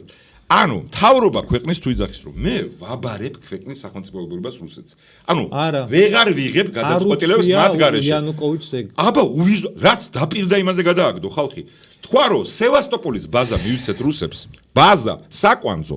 ნატოზე ბაზა ისედაც რუსების იყო მანდ იჯარით და გაუგზელა იჯარა. მივცეთ არა, ეგ იყო იჯარის გაგზელება. ანუ არ გაურთულა. მიცემა არაფერი არ მოთხოვა. ენერგეტიკაში ყველაფერი მივცეთ. კონსტიტუციაში ჩავწეროთ რახან ჩვენი მეზობელი, აი თქვენ რასაც თავაზობთ ეხლა, რასაც თავაზობთ. დამოუკიდებლობა რო გამოაცხადა უკრაინა იმის მერე ეწერა ნეიტრალიტეტი. არა, ხო ეწერა ნეიტრალიტეტი. ამან გამოაცხადა, რომ ჩვენ ამის ერთგული ვართ, არანაირი ამბიცია არ აქვს დასავლეთშიც სამწუხაროდ ამას ხას უზო. საერთოდ ძირითად მოთამაშეებში არა თუ ნატოს ევროკავშირის წევრობაზეც კი ტაბუ იყო და ეს იცოდა ყველა. ეს ყველაფერი რო გააკეთა ამის მერე რუსეთმა უბრძანა თავის ვასალს და მოღალატეს უკრაინის, რომ არა, უვიზოდაც არ უნდა იაროს უკრაინელებმა ევროპაშიო და ვაჭრობას არ უნდა გქონდეთო. და უკრაინელები მიხვდნენ, რომ რამე პრაგმატული გარიგება კი არ არის შესაძლებელი რუსეთთან, რომ აი მოდი ნატოში ვარს ვიძახი, ბაზასაც გიგრძელებ, ენერგეტიკაში გაძლევ ყველაფერს, რეგიონული ენის სტატუსს ვაძლევ რუსეთს. მარა არა, კიდე მოგთხოვს რამეს. შევარანტის მაგალითიც ეგ იყო. იგორ გიორგაძე მოთხოვეს დაენიშნა, მათი კგბ-ის ოფიცერი იყო. ერთ წელიწადში აფეთქებდა. მოლდოვის მაგალითიც იგივეა. მითხარი, ჩემ დროში შევა. ერთი ქვეყანა. აი ახლა ეგ ყველაფერი, რასაც ჩემ დროში უნდა იყოს, ყოველ ჩემი კითხვა. არა, მე ზოგადად მიმაჩნია, რომ აქ შეგვიძლია თანაბრად ვიკამათოთ ორივე მხრიდან. ანუ ფაქტობრივად სიცრუე არის ისე, რომ ნატოში სიარულის გამო დაესწრა. ისე არის დაყენება საკითხის, რომ გეგონება მე რა ვარიანტსაც აღწერ, მაშინაც ომი იყო. მე რა ვარიანტსაც აღწერ, მაგ დროს ომი არ ქონდათ. და თქვენ რა ვარიანტსაც აღწერთ, მაგ დროს ომი დაიწყო. თავისი სახელმწიფოებრიობა დაიცვა იმ ხალხმა. იმიტომ რომ ნახეს, რომ პრაგმატული გარიგება არ არსებობს. მოხდა მაიდნის გადატრიალება, მაგის საპასუხოდ დაიწყო ომი. ანუ ქვეყანას ვიყურებენ 21 სტალინი და ორჯონიკიძე რომ მოაყენენ საქართველოს. არაფერი სტალინი და ორჯონიკიძის თემა არ იყო, მაშინ ივანუკოვიჩის თემა არ იყო. თუ დამოუკიდებელ გადაწყვეტილებებს ვერ იღებს ქვეყანა. ვაჭრობის თემა რო არის. აი ვაჭრობრივი ვაჭრობი. ერთი წამი რა, აი კითხვა ხო არის, სიღარიბეში არ იყვებოდა უკრაინა. იანუკოვიჩის დროს უკრაინის ეკონომიკა ბევრად ნორმალურ მდგომარეობაში იყო ვიდრე ეხლა. ამაგარი რაღაცა, ანუ ქვეყანას გალატობდა არ არის ეგ ღალატი.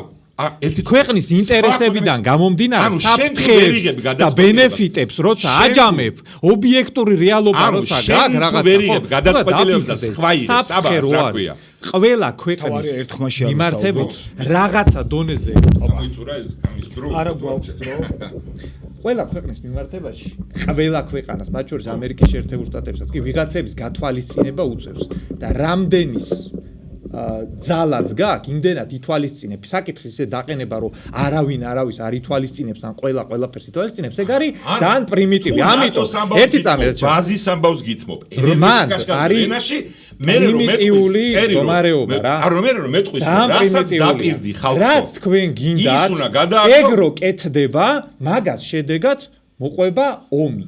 ომი რომ მოყვება მაგას შედეგად 90-იანებში რატო დაგვესხენ თავს? 90-იანებში მაგიტო დაგვესხნენ თავს. რუსეთს ჭირდება რომ შენ იყო მაგისი გავლენის ზონაში. რაში გამოიხატება გავლენის ზონა? არის დაუშვათ დსთ-ში და შევედი. შევიდა შევარანძე დსთ-ში. კი, შევიდა დსთ-ში. და უნიშნა საკვანძო თანამდებობები და ფიგურები. რატო აფეთქებდნენ? კი, ანუ თქვენ ახლა თუ იმას ელოდებით რომ მე ხა უნდა გითხრათ რომ არა რუსეთი მანდ ან სამართლიანია ან კარგია. არა. რაციონალური გარიგება უნდა დავდოთ. აი, პატივცემულ მაყურებლებო, მე თუ აქ ჩემ მონოლოგში სადმე ვთქვი რომ რუსეთი კარგია ან რაღაცა სიკეთე არა. მე ვამბობ რომ ძალიან დიდი საფრთხეა. შესაძლებელია რაციონალური გარიგება. მე უფრო გონია რომ საფრთხე ვიდრე ამას, ეგ ერთი. მეორე მე ვამბობ რომ რა ვარიანტებიც რეალურად გვაქვს, იმაზე ვლაპარაკობ, იმიტომ რომ მეორეს მხარე როგორ ეგ ვარიანტი სადა გვაქვს რაციონალური შეთანხმების. როგორ აყენებ იცი შენ საკითხო? გეგონება ეხლა მართლა გვაქვს ალტერნატივა. გეგონება გვაქვს ალტერნატივა რომ ეხლა ჩვენ მე რასაც ვამბობ მაგის საპირწონეთ ნატოს და ევროკავშირის წევრია. კი, უნდა ისტრაფოდე. ვინც ისტრაფოდე კი არა, ვინც ისტრაფოდა იმას ეხლა აქვს ომი. უკრაინა აგერ ყველაფერი. უკრაინამ გაუშვა შანსი. და უკრაინას უთხრეს რომ შენ ნატოში არ მოხვდები. უკრაინას ძალიან გასაგებად. გავიგე, აბა ნატოს გაფართოების საფრთხე იყო რა მაგიტო ნატოში რო არ საკუთარ თავზე წინამდეგები. არა, რო ვერ მოხვდები. ზუსტად მაგიტო დაესხნენ თავს და მაგითი გაირკვა რომ არ მოხვდები ისევე როგორც ჩვენ რო დაგვესხნენ თავს, მაგითი გაირკვა რომ ვერ მოხვდებით ნატოში. ანუ თქვენი ხელისუფლება რო იყო, ხელი რომ მოაწერეთ იქ და რო თქვეს რომ კი საქართველოს იქნება ნატოს წევრი. მერე ომი რომ მოხდა 2008 წელს და მერე რომ გაჩერდა ყველაფერი. რო გაჩერდა ჩვენი ნატოში ინტეგრაცია. არა, ზურა, კი არა, პატიცებულო ოპონენტო, თელი საქმეშია, დასავლეთმა და სტრატეგიული შეცდომა და თქვა რომ უკრაინა იქნება ნატოს წევრი.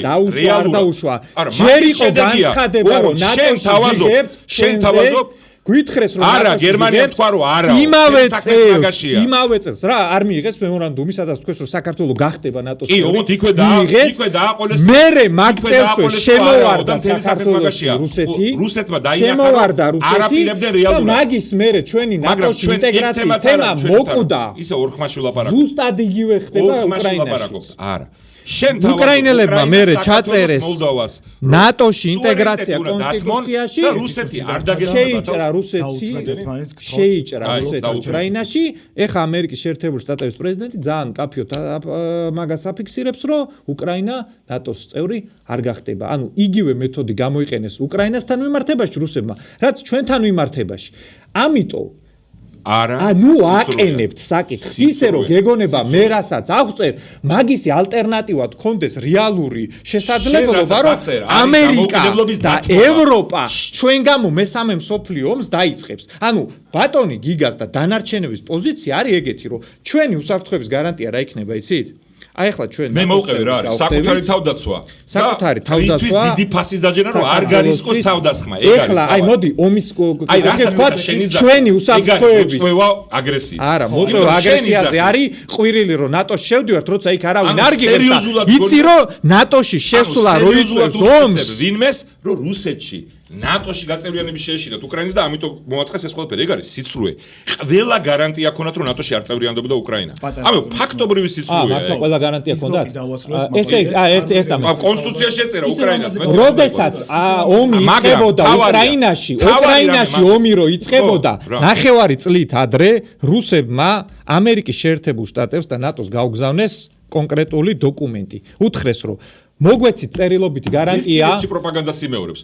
მაგას გეუბნები რა, ეგ არის მათი პროპაგანდა, დოკუმენტი კი არა, კონსტიტუციაში გაუგზავნეს უკრაინაში. ვცდილობდი რომ ეს არ მომხდარიყო, მაპატიეთ. ვაგრძელებთ, ისევ გავაგრძელებთ ამაზე თემას. უბრალოდ პატარა აღნიშვნა მე შეგნებულად არ ვერევი დისკუსიაში, იმისთვის რომ მეტი დრო დარჩეთ თანამოსაუბრეებს და ფაქტობრივ ნაწილზე ჩვენ მოვამზადებთ ფაქტ-ჩეკს, რაც ასე ვთქვათ ამ საკითხებს შევეხებით.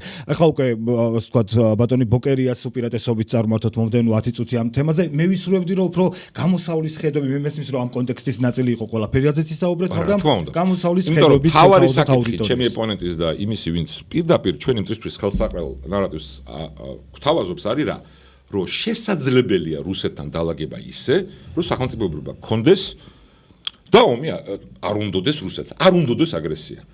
რომ ნატოს გაფართოება იწვევს მის აგრესიას, თორე ისე ეგ ამოცანა, ეგ არის ერთი. მე ვამბობ, რომ ეგ არის ყველაზე რაციონალური ვარიანტი. შეიძლება არ გამოვიდეს, მაგრამ შეიძლება არ გამოვიდა უკრაინის შემთხვევაში. თქვენი ვარიანტი არ გამოვიდა, რომ ევროპა და უკრაინას დაიცავს ნატო და ამერიკა, ეგ რო არ გამოვიდა, ეგ გაირკვა. 35 წელია მაგას ჩალიჭო. თქვენი ვარიანტია, რომ ამერიკა დაგვიცავს. ამერიკა და არც უკრაინა არ. მე მინდა ამასთან დაკავშირებული სხვა რამე კითხო, იმიტომ რომ ეს თვალნათელს ხდის და ის მესამე საკითხი, რომელიც აი მხედვის ნაწილია, რა ამცირებს საფრთხეს მტრის აგრესიის, რომ ხედავდეს, რომ შიგნით არ აქვს დასაყრდენი, ამას ეხება, იმიტომ რომ ეგ საკვანძო საკითხია.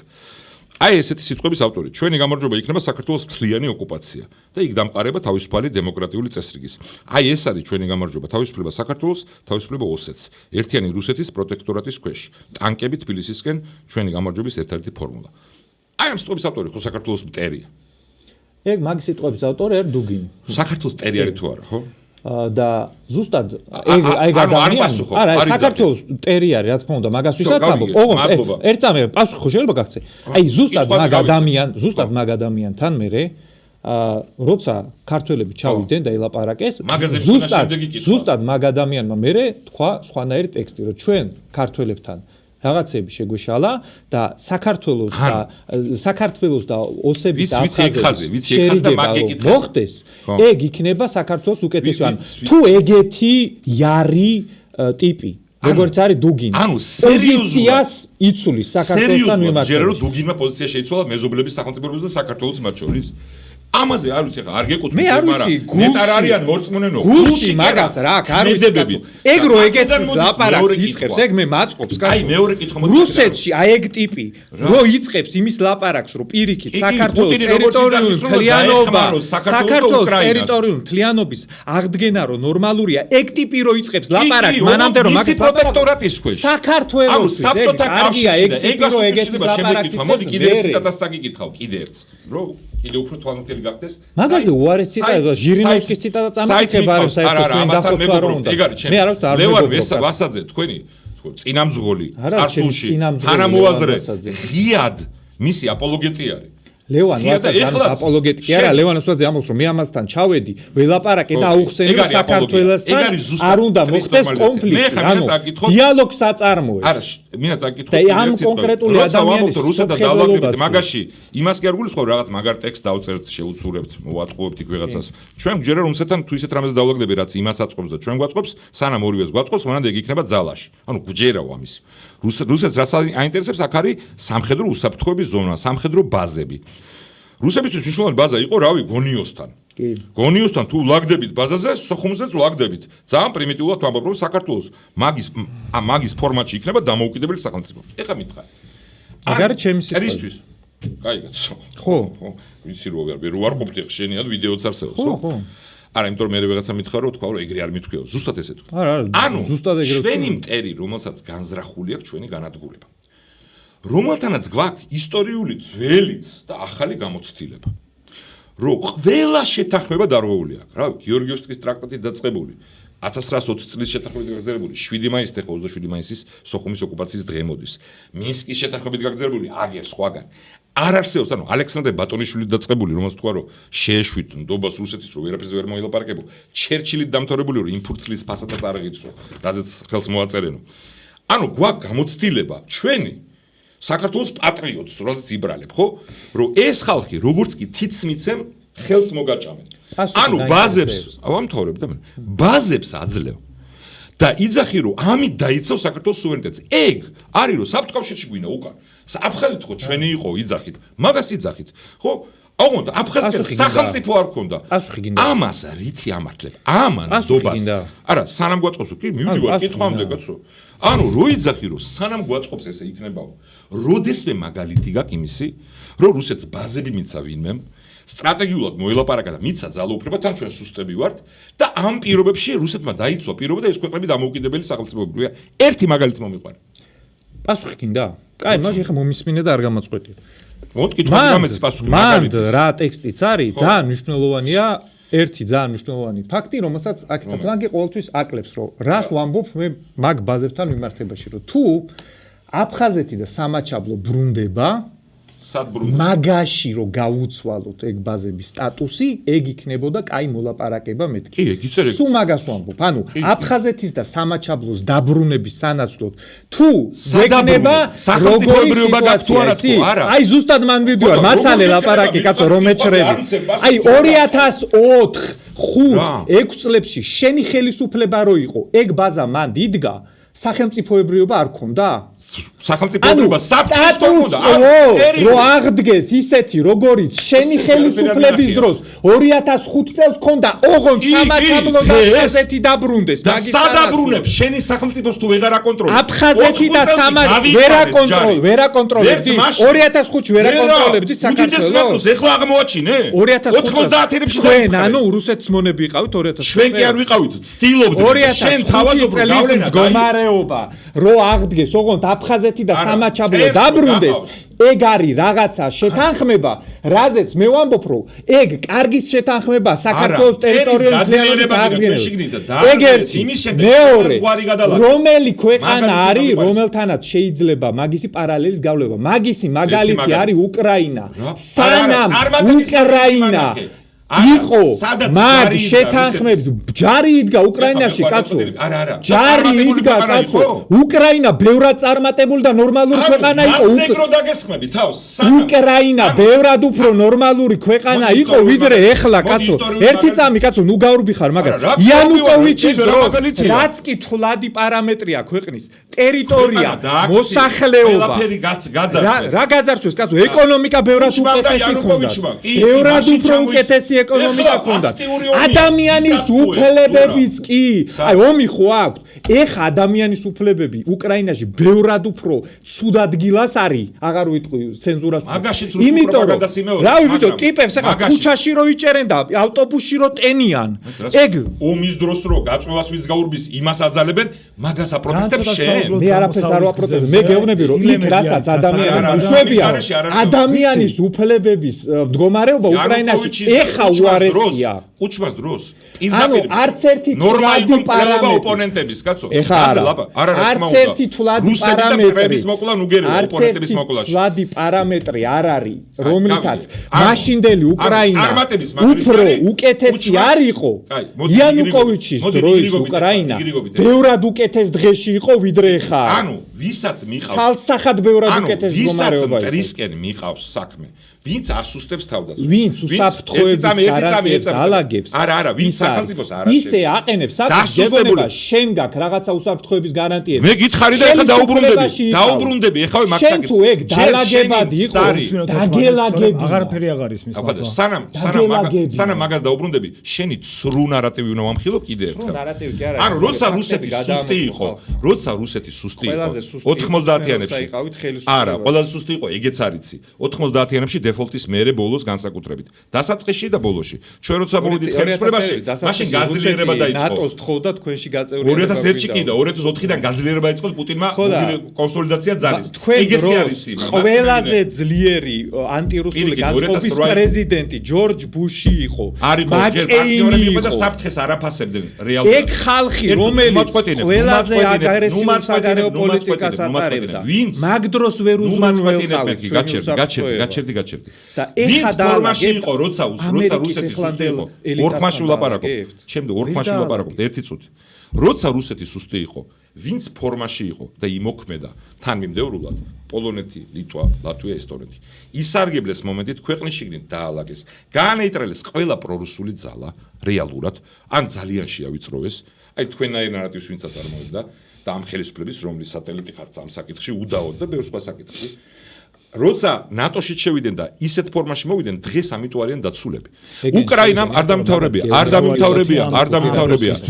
კუჩმამ და მე იანუკოვიჩმა და იანუკოვიჩი მის მომკვიდრე იყო და შევარანძემ ჩვენთან იმიტომ რომ დისფუნქციური იყო ეს ეპიზოდი ხელიდან გაუშვა და რახან ეს ხელიდან გაუშვა ამის ფასიხდის უკრაინა გმირული ბრძოლით ეხლა რასაც შენ გვთავაზობ ჩვენ ცოტა დროში ავწვით მაგრამ ისევ დაცვა გინდა მაგისი რომ ჩვენი ბრალი ყოფილიყო რაღაცა ეგ არც ის მაგ რეალობას ფინეთი არ იყო ნატოს წევრი ოღონდ ძლევამოსილმა საბჭოთა რეჟიმა სტალინის ლიდერობა დაასრულეთ აზრი და შევაჩეროთ თავდასხმა. არ არის არა ეგრე აწყობდა. არაწყობდა. არაფერი არ იყო. მეორე მსოფლიო ომის მერე საბჭოთა კავშირი რო გადაწყდა ფირანის აღება აიღებდა. იგი და რატომაც კეთილმასთან არ გადაწყვეტა. არა, მაგას ჭირდებოდა ნეიტრალობა. დაუბრუნდები მერე. მე მგონი ცოტა ორგანიზებაში შემოვალ არ გაწყვეტინებთ, იმიტომ რომ დრო ამოწურეთ, მაგრამ საკითხი არ ამოწურულა. უბრალოდ ჩემი წესებით დაგიბრუნდებით. მოდი ის რეგლამენტს დაუბრუნდეთ. 2 წუთს გაძლევთ იმისთვის, რომ დაასრულოთ მოსაზრებები და საუკეთესო ხედვა წარმოადგინოთ.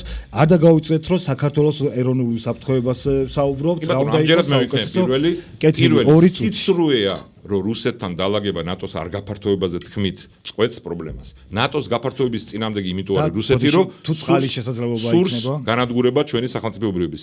რუსეთისთვის რომ პრობლემა არ იყოს ეროვნული სახელმწიფოებრიობა საქართველოს და სხვების, ეს პრობლემა არც დადგებოდა. ნატოს გაფართოებაც არ შეაშინებდა, არავინ არ არის ბრიყვი, რომ ეგონოს, რომ საქართველოს თავს დაესწრება ვინმე რუსეთს. ეს სიცრუეა. ამიტომ ამ სიცრუისგან გამომდინარე, უნდა შევეგუოთ იმ ფაქტს, რომ ეს საფრთხე გვაქვს, რეალური საფრთხე, დიდი საფრთხე. და ვიმეორებ კიდევ ერთხელ, როგორ ვამცირებთ ამ საფრთხეს, თუ მტერმა იცის, რომ შენზე თავდასხმა მისთვის არის მინიმუმ ძალიან პრობლემური. ანუ თავდაცვის და მოკავშირეების ყოლა მაქსიმალური რაც კი შეგიძლია და შიგნით მისი მეხუთე კოლონის განეიტრალება, რომელსაც დღეს აქ ჩემი ოპონენტი წარმოადგენს მისი პროპაგანდით. შეგნებულად შეუგნებლად მნიშვნელობა არ აქვს ამ შემთხვევაში. სხვა გზა არავის არ მოუგონია. ფინეთის მაგალითიც ეგ არის. შვეიცარიის მაგალითიც რატომაც ჰიტლერურმა გერმანიამ ერთ-ერთი ფაქტორი დართო ნეიტრალიტეტის ნება იყო, რომ წინააღმდეგობისთვის მზად იყვნენ და შიგნით არ ყავდათ ძლიერი მეხუთე კოლონა განსხვავებით ბევრი სხვა დასავლური ევროპული ქვეყნისგან. სხვა გზა არ არსებობს. მტრისთვის მიცემა რამის დამატებით ნიშნავს მის გაძლიერებას და ეს მტერი აპირებს და დეკლარირებული აქვს შენი განადგურება. ამიტომ ან თავის უტიფარი მოტყუება, ან ხალხის უტიფარი მოტყუება თქვა, რომ გაუგორებ და მოგცემს. გახსენება იმ ეპიზოდից, როცა რუსეთი სუსტი იყო და იყო ვარდნაში და დასუსტებული და რითაც ვეღაცამ ისარგებლა სრულფასოვნად და ვეღაცამ ვერ ისარგებლა, ჩვენ სრულფასოვნად ვერ ისარგებლებთ, მაგრამ ბაზების გაყვანა მოხერხდა ამერიკელების ზეწოლის ქვეშ. ეხლა თქვა, რომ რასაც მივახციეთ იქ უნდა დავაბრუნოთ იმ მტრის ბაზა, რომელსაც ისტორია აქვს ყველა შეთანხმების დარღვევის და აქ საქართველოს გულში მივცეთ საშუალება, რომ ადვილად გაგვანადგუროს, რომ დიდი მსხვერპლი დაგჭირდეს. სწორედ ეგეთი განცხადებები, სწორედ ასეთი მიდგომა აძლევს მტერს ინსტინქტს, რომ ამ ქვეყანაში არის მთავრობაც და მისი სატელიტებიც, რომლებიც ეს დალაგებაზე მზად არიან. შეგვიძლია ავიღოთ და გავაკონტროლოთ. ანუ თქვენ იწვევთ აგრესიას. საქართველოში. მადლობა ჩიკას და ზურას 2 წუთს ავითვლით.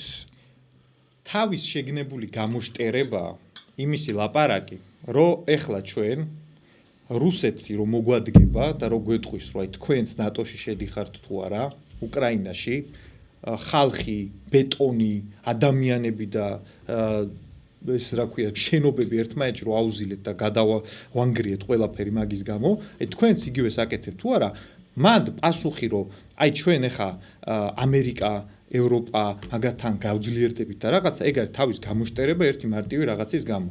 უკრაინა, რომელიც ჩვენზე 10-ჯერ უფრო მეტი მოსახლეობა, 10-ჯერ უფრო მეტი ტერიტორია, შეუდარებლად უფრო დიდი ჯარი და ძლიერი ჯარი, მაგ შემთხვევაში ვერ მოხერხდა ეგ, იმიტომ რომ არც ამერიკა და არც ევროპა უკრაინის გამო მესამე მსოფლიო ომის დაწყებას არ აპირებს. ეგ არის ფაქტი. ამიტომ საკითხის ისე დაყენება თითქოს არსებობდეს ვარიანტი, სადაც ეგ რეალობაა, ეგ არის თავის გამოშტერება. ამიტომ ჩვენ ვამბობთ, რომ სულ ორი ვარიანტია, აი, რომ მოდის. ხო არ ეს გავაღიზიანოთ თუ არ გავაღიზიანოთ. არცად არ მოიწვევთ, კაცო, ის მოდის მაინც. და იარაღის გულის ქვეშ მოგვიწევს ლაპარაკი. და მან გავაღიზიანოთ, არ გავაღიზიანოთზე რო ლაპარაკობენ ესენი. ამათი პოზიცია რომ გავაღიზიანოთ ხომ. და რავი, მე დებილობა მიმაჩნია, იმიტომ რომ არანაირი მანდ კონკრეტული მექანიზმი, რასაც ესენი ასახელებენ, რითი ხდება საქართველოს უსაფრთხოების ფორმირება, ეგეთი ფაქტორი არ არსებობს, იმიტომ რომ ამათი მართლობაც იყო, წინა მართლობაც იყო, ეხანდელის მართლობაც არის და აი რანაირი პროდასავლურის თავრობაც გინდა, ვიღაცას შევარდნაძე მიაჩნდა, ვიღაცას ესენი მიაჩნდა, ვიღაცას ქართული ოცნება მიაჩნდა, არ გამოვიდა, იმიტომ რომ მან ამათი პროდასავლელობის ხარისხი კი არ არის. ჩვენი გეოგრაფიიდან, გეოპოლიტიკიდან გამომდინარე, ის მხარე ჩვენს უსაფრთხოებას ვერ უზრუნველყოფს და არც უნდა უზრუნველყოფა. ეგ არის ფაქტი და დანარჩენი ახლა გიგაბოკერიას გულში რა უდევს, მაგას არაფერი მნიშვნელობა არ აქვს. მადლობა.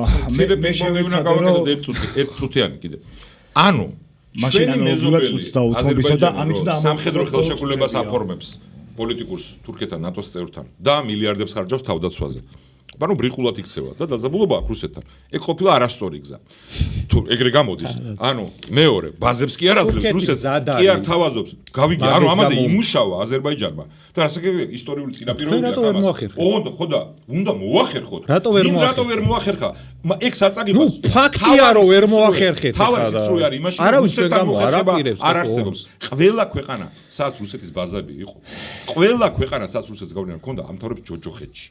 ან ომში თუ თქვენს რომ ჩვენ დამოუკიდებლები გვიყავით ყველა ქვეყანა რომელიც თქვენ გზას ირჩევს ეგენი ამთავრებენ ჯოჯოხეთში რავი ომია მე ლიტვა ლატვია ესტონეთ პოლონეთში არ არის ჯოჯოხეთი როცა მან გავიდა მაშინ სხვა მოცემულობა იყო ეხლა სხვა მოცემულობაა და რავი ეხლა ამ მოცემულობაში უკრაინის ბედი არის კაცო ვინც სწორად მოიქცა ის დაცულია ვინც მიქარა და რუსეთთან ლაგდებოდა ის არის სისხლისღვრაში ეხლა ერთ რამ რანაირად ჩვენ როგორიც არ უნდა იყოს წინაპირობაში რა ხაზსაც გაატარებთ ეგ ხაზი თქვენ რო ხელისუფლების დაცვის თავდება უკრაინის ბედით არა უკრაინის ბედით თავდება კუჩმას და იანუკოვიჩის ბედით თავდება თქვენაირი ტიპები თავრობას რო ამხობენ თქვენაირი ტიპები აი ესე ევროკავშირის დროშის ფრიალით მაიდანს რო აწყობენ ეგ მთავრდება მერე სანამ იქ იანუკოვიჩი იყო იქ ომი არ იყო და ამნაირმა ტიპებმა იქ მაიდანი რომ მოაწყვეს ვერ დავსვი მაინც კითხვა მერე რითი წაართვეს დონბასი წაართვეს ეხა კიდე დამატებით ომი ეგ არის ფაქტი რითი შეიძლება გამართლდეს ტრის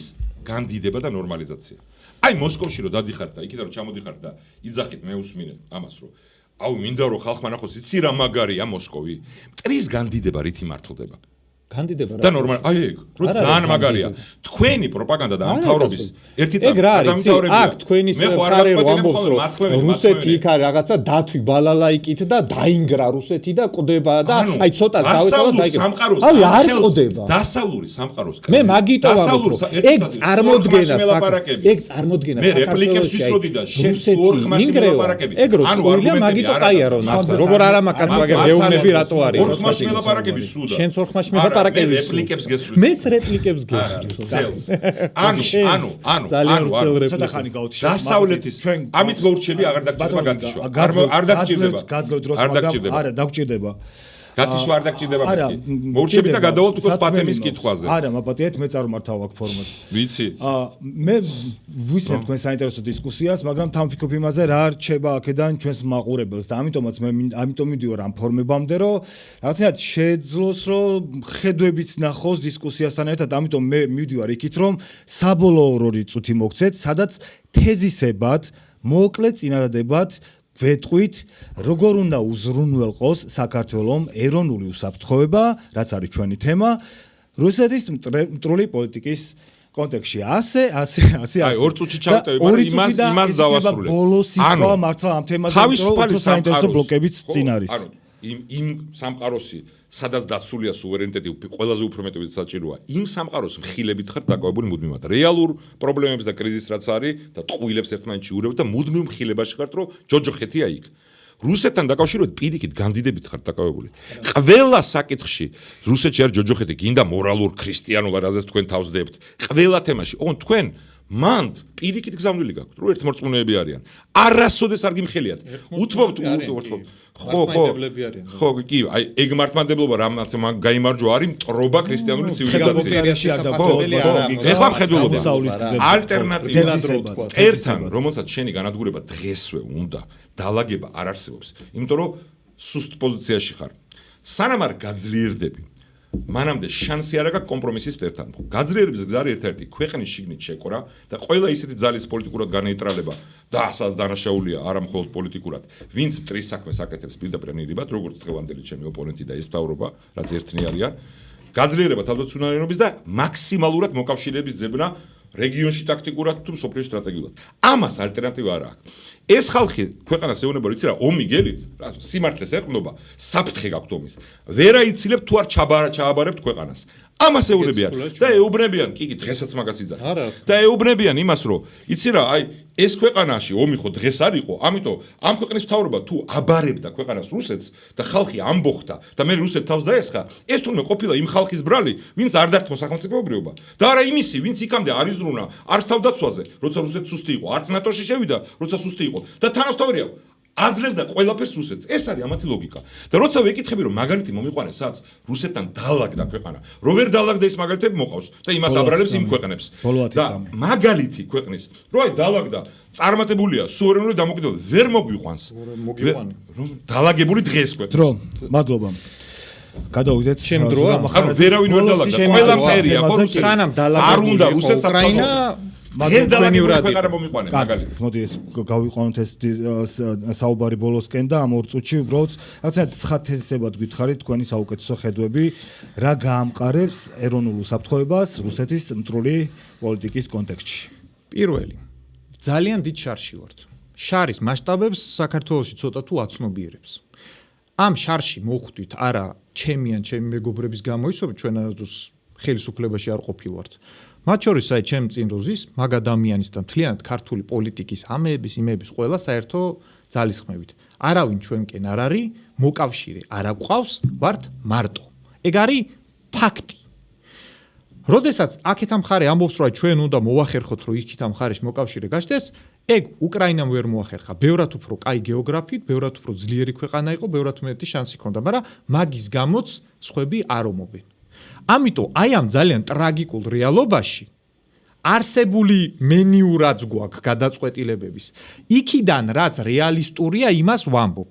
მე რასაც ვამბობ, რომ დიპლომატია უნდა ვცადოთ, მე არ ვამბობ, რომ ეგ რაღაც 100%-იანი გარანტია, მაგრამ სულ რო ეგ არ გამოვიდეს და მაინც ომი მოგვიწიოს, შენ როცა აქ იმ პოზიციაში ხარ, რომ მე ვცდილობდი დიპლომატიურად მომეგვარებინა, უფრო უკეთესი სასტარტო პირობები გაქვს მე, ვიდრე შენ აქ რო დარბი ხარ, ყვირი ხარ, რომ არიქა მე ხა აქ რუსეთის მოწინააღმდეგე მთავარი ფორპოსტი ვიქნები, ოღონდ არავინ შენკენ მაგომს არ აპირებს. და უკრაინის ბედი რატო არის ძალიან თვალნათლივ? ეხლა ეგ ყველაფერი მიდის იქამდე, რომ ამერიკის შეერთებული შტატების პრეზიდენტი ამბობს, რომ ეგ არ არის დონალდ ტრამპის ომი, ეგ ბაიდენის ომია. და აგერ ევროპელები გადაიხდიან მაგომის საფასურს და ჩვენ რავი აი იარაღს გავყიდით რა და მაგ ამბავში რო არ მოხვდეთ ჯობია ჩვენ აქ მშვიდობის ყოფილების როლში ვიყოთ და თუ მაინც ომი მოგვიწევს, რავი მოგვიწევს და თუ მოგვიწევს მეც ვიომებ, მაგრამ თუ შანსი პატარა არის, ეგრე ჯობია გავაკეთოთ, იმიტომ რომ ესენი რასაც ამბობენ, მაგაში შანსი არის 0 და ეგ გაერკვა პრაქტიკაში. დრო ამოიწურა, აი მართლა უსასრულოდ შეიძლება. არა, ხო, მაგრამ დავასრულოთ ეს ბლოკი და არსებით საკითხს მივადექით. ანუ არა, მე ჩემი ოპონენტი არ ყოფილა საქართველოს არც ერთი ხელისუფლების მხრიდან თურმე დაალაგების ხელისუფლების ურთიერთობის რუსეთთან. ეს არის სიცრუე. ყველა ხელისუფლება ცდილობდა ყველა საკითხზე დაალაგებას, მათ შორის ნატოს საკითხზე და ეს არის სიცრუე. თითქოს მან იყო კი ჩვენსაც აქვს და სტარი ნაბიჯები. კი, ნათქვამ საჯარო და სათქვამია ეგ. რაც სტარი გზავნილი იყო, იმიტომ რომ სტარი, იმიტომ რომ რუსეთის პასუხი იყო, რომ თქვენ უნდა ჩვენ ჩაგვბარდეთ, ანუ ნატოში რო არ შეხვალთ ეგ კი არ არის. თქვენ უნდა რაც ჩვენ მინდა ის უნდა გააკეთოთ. თანამდებობაზე ვისაც გეტყვით უშრობის მინისტრად ის უნდა დანიშნოთ. ეს იყო გზავნილი და თქვენ ან თავს იტყვებთ, უბრალოდ სრუობთ, რომ თქოს ამას ვერ ხედავთ. კარგით, ესე უსასრულოდ გავაგზავნეთ. და სულ ბოლოს. ანუ გამოსავალი არსებობს პოლიტიკის შედეგები 2000 ჩვენი ამაგაშია საქმე, თქვენ რუსეთის აგრესიის შედეგებზე კი ლაპარაკობთ. აგრესიის ჩემი ქვეყნის სხერფლის ხელისუფლება ხო და იმათ აბრალებ მაგაშია საქმე ჩემი ქვეყნის ხელისუფლებას აბრალებ რუსეთს აგრესიას და თავაზობ იმას რა ახლა რუსეთს რა პრეტენზიები უნდა წავყენო ის ხომ მტერია პრეტენზიები რუსეთს უნდა წავყენო აბა ის არის მტერი კაცო ის ხვალად შეიძლება შემოვიდა და ამიტომ უნდა გააძლიერო ბაზა უნდა მიწეს საქართველოში ხელისუფლებასთან მაგ კითხვა კაცო რას აკეთებ როგორ უნდა შევამციროთ და თავაზობ მას თქვენი ვარიანტი ამერიკայի ომებს შემაგივრად ნახეთ 2008 წელს კაცო და მხარდაჭერა უნდა არ ვიყავით თქვენი ვარიანტი სამ დღეში ძალიან ცუდად დავამთავრე. არა, ცუდად, 90-იანებში. კატასტროფულად დავამთავრე. 90-იანებში როცა არცებითად ბატონებო.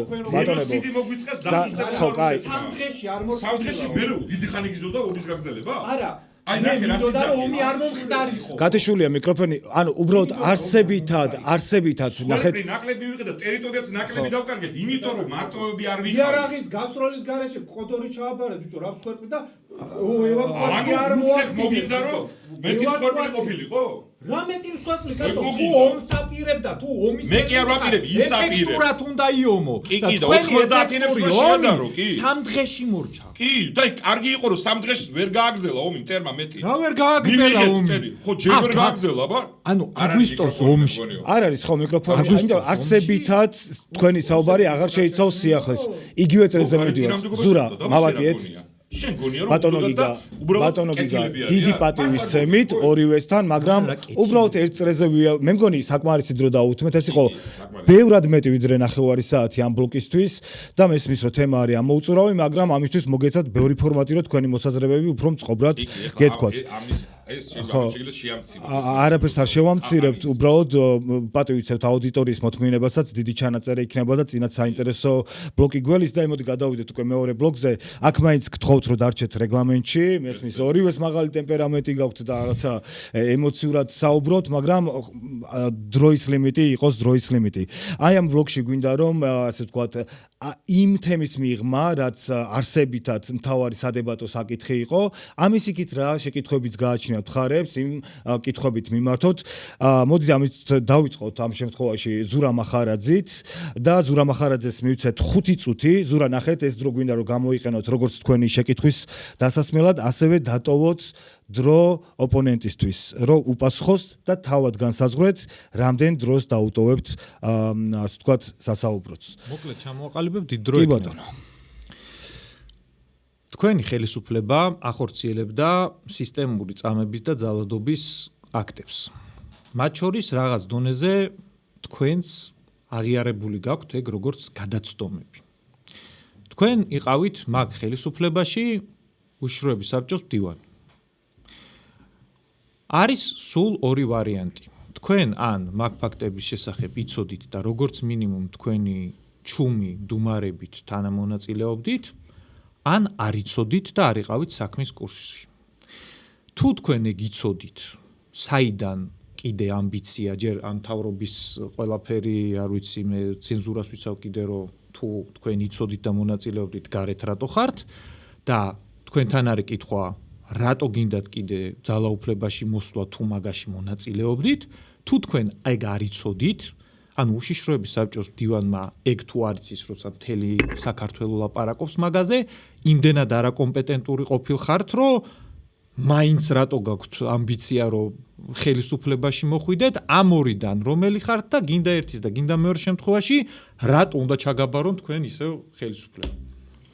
და ვაფასებ სურვილს, რატო არ ხართ ციხეში, როგორც სინანული თქვა. რა თქმა უნდა, პასუხისმგებლობა პოლიტიკური იმ ხარისხის პოლიტიკურ ფიგურას გინდა დეპუტატი იყოს და ლიდერი ერთ-ერთი უმრავლესობის რომელიც ვიყავი გინდა უშიშროების საბჭოს მდივანი ეკისრება ყველაფერზე რაც ხდება ქვეყანაში და მათ შორის ცოდნა იმისი რომ სისტემა ამ ტიპის დანაშაულებების შესაძლებლად გახადა არის ჩემი პასუხისმგებლობა უდაოდ ამიტომ მან პასუხია რომ იცოდი რომ ასეთი ხარისხის პრობლემა იყო ოღონდ ეგ ანიშნავს რომ კონკრეტულ დანაშაულებებზე იცოდი, რაც არის სისხლის სამართლის დანაშაული, თუ კონკრეტულად ვიღაცას რო ფიზიკურად, არა პოლიტიკურად განასხვავებს. მაგრამ მე ვიღებ მაგ პასუხისმგებლობას და ეგ პასუხისმგებლობა ქართულმა საზოგადოებამ დააყენა არჩევნებზე 2012 წლის. შეძლებს თუ არა ის გუნდი, რომელსაც მე წარმოვადგენ, ამის შემდეგ მოქალაქეების დარწმუნებას, რომ ამ ძიმე არა გადაცდომების, არამედ დანაშაულებრივი შეცდომების, მე ესე უფრო უწოდებდი, მიუხედავად ქვეყანა 2004 წლიდან 2012 წლამდე არსებითად წავიდა წინ საერთო ჯამში არსებითად და რომ იმ გუნდს ვისაც მე დღეს წარმოვადგენ გააზრებული აქვს ის რა იყო დანაშაულებრივი ჩავარდნები მაშინ დაუბალანსებლობა ხელისუფლების არ დანაწევრება ანგარიშვალდებულების არსებობა და რასთავარია სასამართლოს დამოუკიდებლობის რეფორმის არ გატარება ნაფიცაჯულების არ შემოღება თუ შევძელი დარწმუნება ამაში რომ გულწრფელი ვარ მივიღებთ ხარდაჭერას თუ ვერ შევძელით ვერ მივიღებთ და როცა ლაპარაკობ წინსვლაზე ერთი წუთი როცა წინსვლაზე ლაპარაკობ რომ ის უმძიმესი ამოცანები რაც მაშინ იდგა საქართველოს წინაშე თქვენ ახალგაზრდა ხართ ან არ გახსოვთ ან არც გინათ რომ იცოდეთ თან ამ ხელისუფლების წიაღში არსებული სატელიტი ხართ ამიტომ არ მიკვირს რომ ის პროპაგანდას იმეორებთ ორგანიზებული დანაშაულით დაწყებული რუსული ინფილტრაციით გაგზავნებული რაც ახლა დაბრუნდა თქვენი სახით და ამ თავრობის სახით ამის განეიტრალება იყო ძალიან რთული ამოცანები ანუ საფუძვლის შეყარა საფუძვლის ჩაყარა სახელმწიფოს თანამედროვე ეს არ ამართლებს არც ერთ დანაშაულს ხსნის ანატომიას.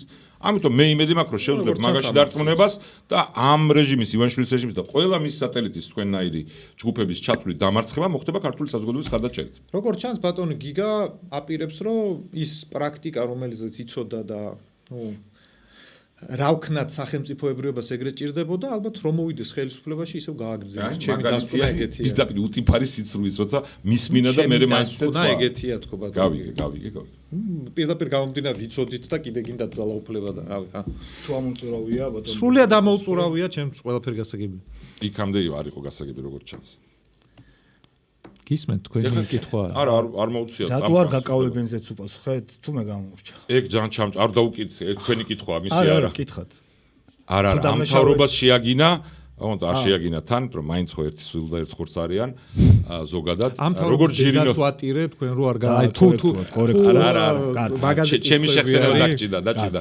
ჟირინოვსკი როგორც აგინებდა პუტინს ჟირინოვსკი როგორც აგინებდა პუტინს ცენზურა ამ ადამიანთან პატივის გადა ეხა და არღვია ვატირეთ რახან ეხლა თქვენ ეგრე აქცენტი გააკეთეთ ანუ სარკაზმის დაფასება არ შეგიძლიათ მესმის ეგა ჟირინოვსკი აგინებდა პუტინს ჟირინოვსკი პუტინს აგინებდა არსის მაგივრად ეგ არა ეს რაღაცა რებორკაკო ჟირინოვსკი აგინებდა პუტინს და აკრიტიკებდა ონთხოვდა უფრო მეტად მოღალატეობრივ პოლიტიკას დასვით ბატონო თავისი არა კითხვა რა თქვენ გაგეცით პასუხი მორჩა ეგ ამბავი გავცე მაგალითად თქვენ კითხვაზე გინდა გავცე პასუხი არ მაქვს პასუხი ჩემ კითხვა არა მე რიტორიკულად კი დაისვა ეგ არ მაქვს მაგ კითხვაზე პასუხი ამას ხშირად იყენებენ ჩვენი ოპონენტები ყველა მხარეს ჩვენ წინამდე რეჟიმის ნაბიჯებზე პასუხს ვერ ვაგებ ანუ არ გთვლიან იმ ხარისხის საფრთხეთ ან რაღაც შეთქმულების თეორიაში არიან რომელიც ამათ სამყაროს ახასიათებს რა თავი მასონებზე დემაზე მაინც პირველი უფრო მგონია არ თვლიან ისეთ საფრთხეთ როგორცაც შეიძლება სხვებს თვლიან მაგრამ ამ კითხვას როცა ვამბობ ხოლმე როგორც წესი არის ქვეტექსტი რომ ანუ შეკრული ხარ და ეს ცილისწარმოებრივი კამპანია დიდი ხანია რა ანუ უბრალოდ სასარგებლო ანუ უბრალოდ ცნობის მოყარეობა მაგალითად ხარა თქვენ კითხვას კი არ გულისხმობ ბრალდებები ესეთია ხოლმე თქვენ ფლანგზე თქვენი მეუღლე რა დესტრუქციულ კომპონენტსაც წარმოადგენს ნამდვილად არ დავიჭერდი ქართული ოცნების მხრიდან თქვენ იმას იმიტომ რომ ძალიან ეფექტურად აკეთებთ აბსოლუტურად ლოგიკურია თქვენ რომ ამას იძახით იმიტომ რომ ეგ ხაზი ამ პროპაგანდის აი შინაარსობით ხოცობასაც უძახიან იმათი ხაზია ოპოზიციაში ვინც არიან იმათი მოდი გავხსნათ უკვე თქვენი შეკითხვის დრო და ამის განცდო სიტუაციად ხო თუმცა ხარ თავითვით თქვენი კითხვა ჩემი კითხვა რემარკა ეხება იმას რაზეც თქვენ თავიდან დაიწყეთ საუბარი და ეს თემა ძალიან მნიშვნელოვანი თემაა ანუ როგორი ქვეყანა ვართ და სად მივდივართ და ის რასაც დღევანდელი ჩემი ოპონენტი წარმოადგენს ამ საკითხთან დაკავშირებით ოღონდ ერთ საკითხთან კავშირში მინდა ეს გავაკეთო შეიძლება იცის კიდევაც ამ შესახებ არ ვიცი ცოტა ხნის წინ ამერიკაში მოკლეს ძალიან ცნობილი კონსერვატორი მოღვაწე ჩარლი კირკი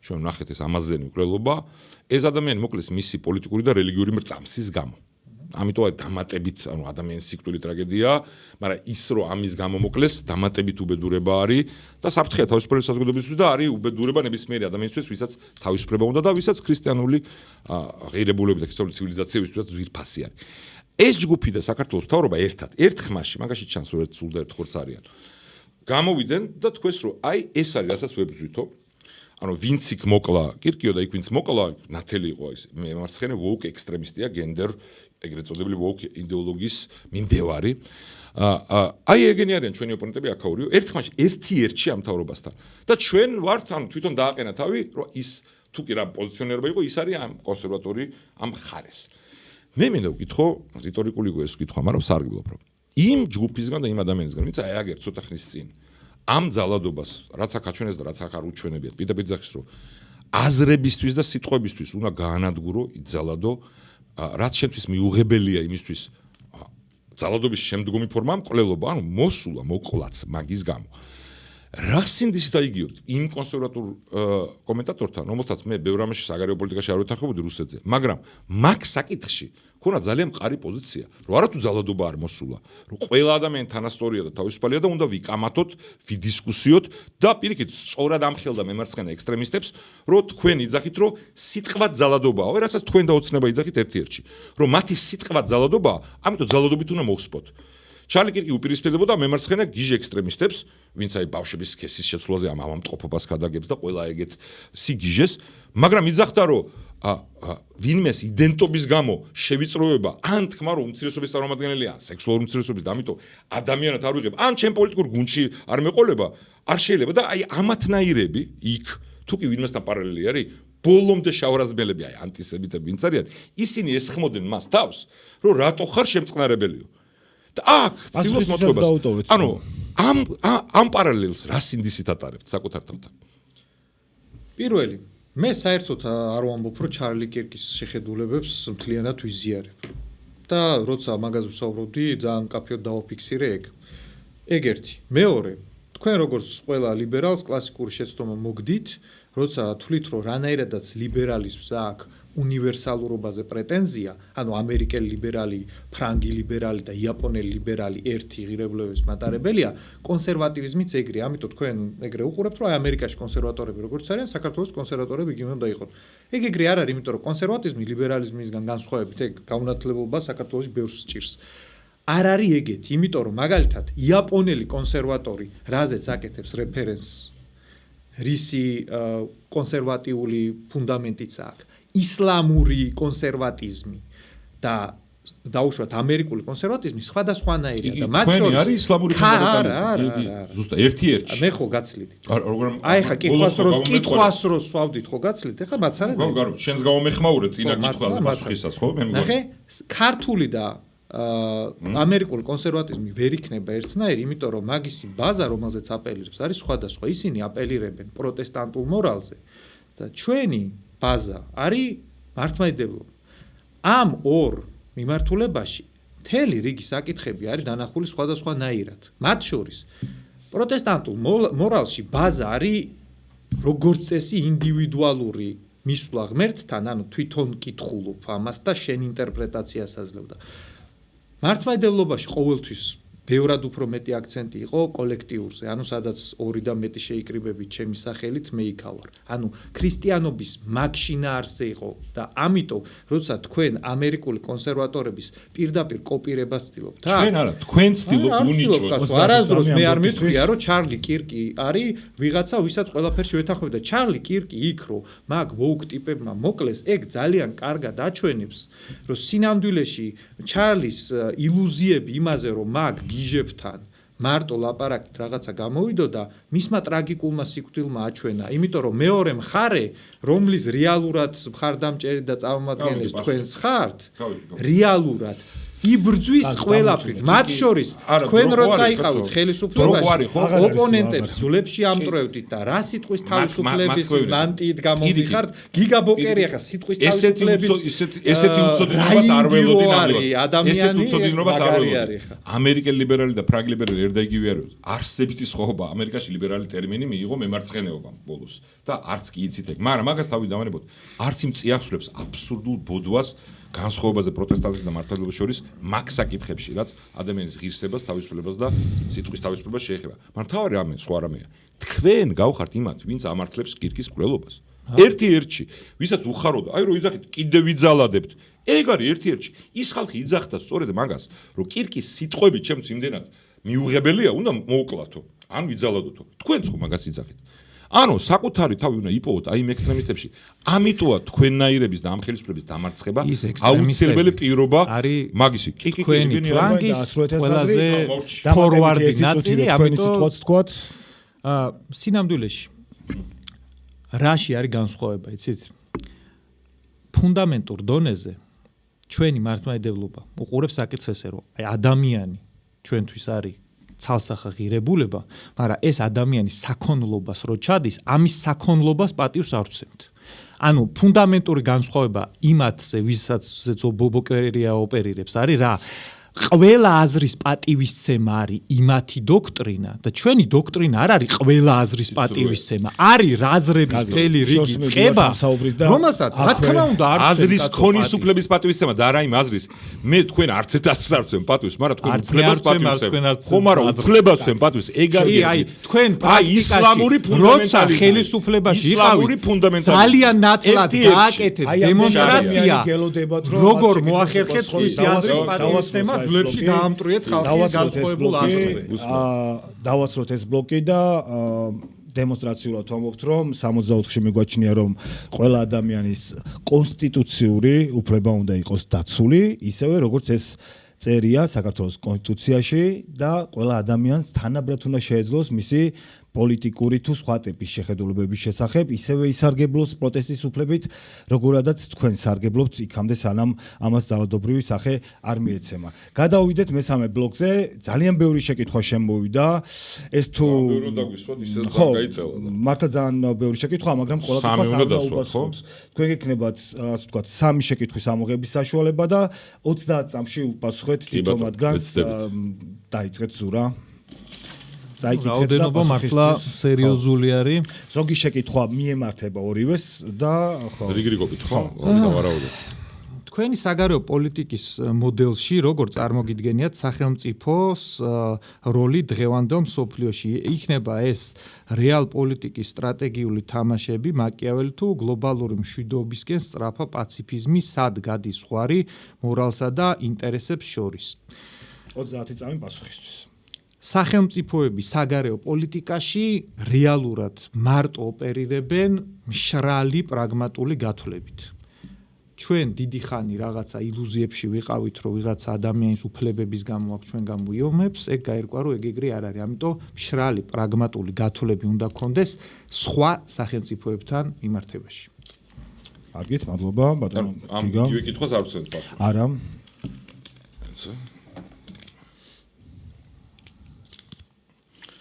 ჩინეთს შეუძლია თუ არა გადამწყვეტი როლი ითამაშოს საქართველოს ეროვნულ უსაფრთხოებასთან დაკავშირებით? მოკლე პასუხია არა, ჩინეთი სამწუხაროდ არის სტრატეგიული პარტნიორი ჩვენი მტრის რუსეთის, არის იმ რუსეთის, რომელთანაც ჩემი პოლიტიკა თავაზობს, რომ უნდა დაულაგდეთ, როცა მას ჩვენი განადგურება უნდა და აპირებს, რომ მიცეს მეტი სასწავლება გაუადვილოს ჩვენი განადგურება.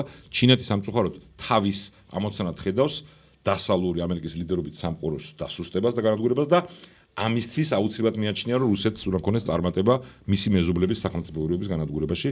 ეს სამწუხაროდ დეკლარირებული ამბავია და ამიტომ არის მოღალატეობრივი ამ რეჟიმის პროპაგანდა მაგ საკითხთან დაკავშირებით და სტრატეგიული შეთანხმების დადება, სადაც პირდაპირ ჩინეთის ინტერესების დეკლარირება ხდება.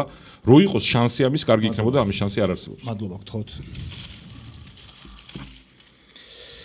так, რას ფიქრობთ საქართველოში შრომის ბაზარზე მიგრანტთა დასაქმების წილის ზრდაზე?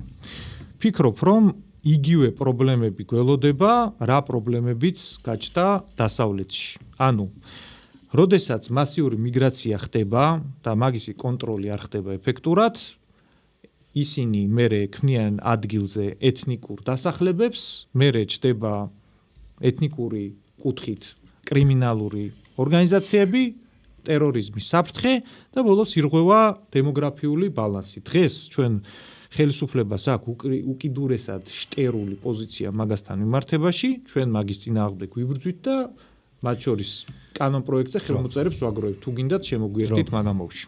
სად აქვს რუსეთს სუსტი წერტილი, რაზე გასვლის მერეც იმპერია დასუსტება და მზად იქნება ჩვენთან სასაუბროდ და საქართველოში ადმინისტრაციულ რესურსში რა პრობლემას ხედავს, თუ ხედავენ და გადაჭრის გზები ეს ორივესთან არის. მეორე ნაწილი ვერ გავიგე როგორ ჩავარდიო. ანუ რუსეთის ამ ჯოჯოხეთური ტირანიული მმართველობის სისუსტე არის იმ რეჟიმში, როგორც არის მოწყობილი და იმ არჩევანში რაც გააკეთეს, როცა დაუპირისპირდნენ მთლიანად თავისუფალ სამყაროს. ის სარგებლობდა აქამდე ამ საბჭოთა კავშირის საბოროტების იმპერიის რღვევის შემდეგ ამ ეიფორიით, როცა დასავლეთმა სამხედრო ხარჯები შეამცირა და არ სურდა გარისკვა, მაგრამ ყველაფერი მივიდა იმ ზღამდე, რომ ეხლა ეს დაპირისპირება არის შესული ფინალურ ფაზაში.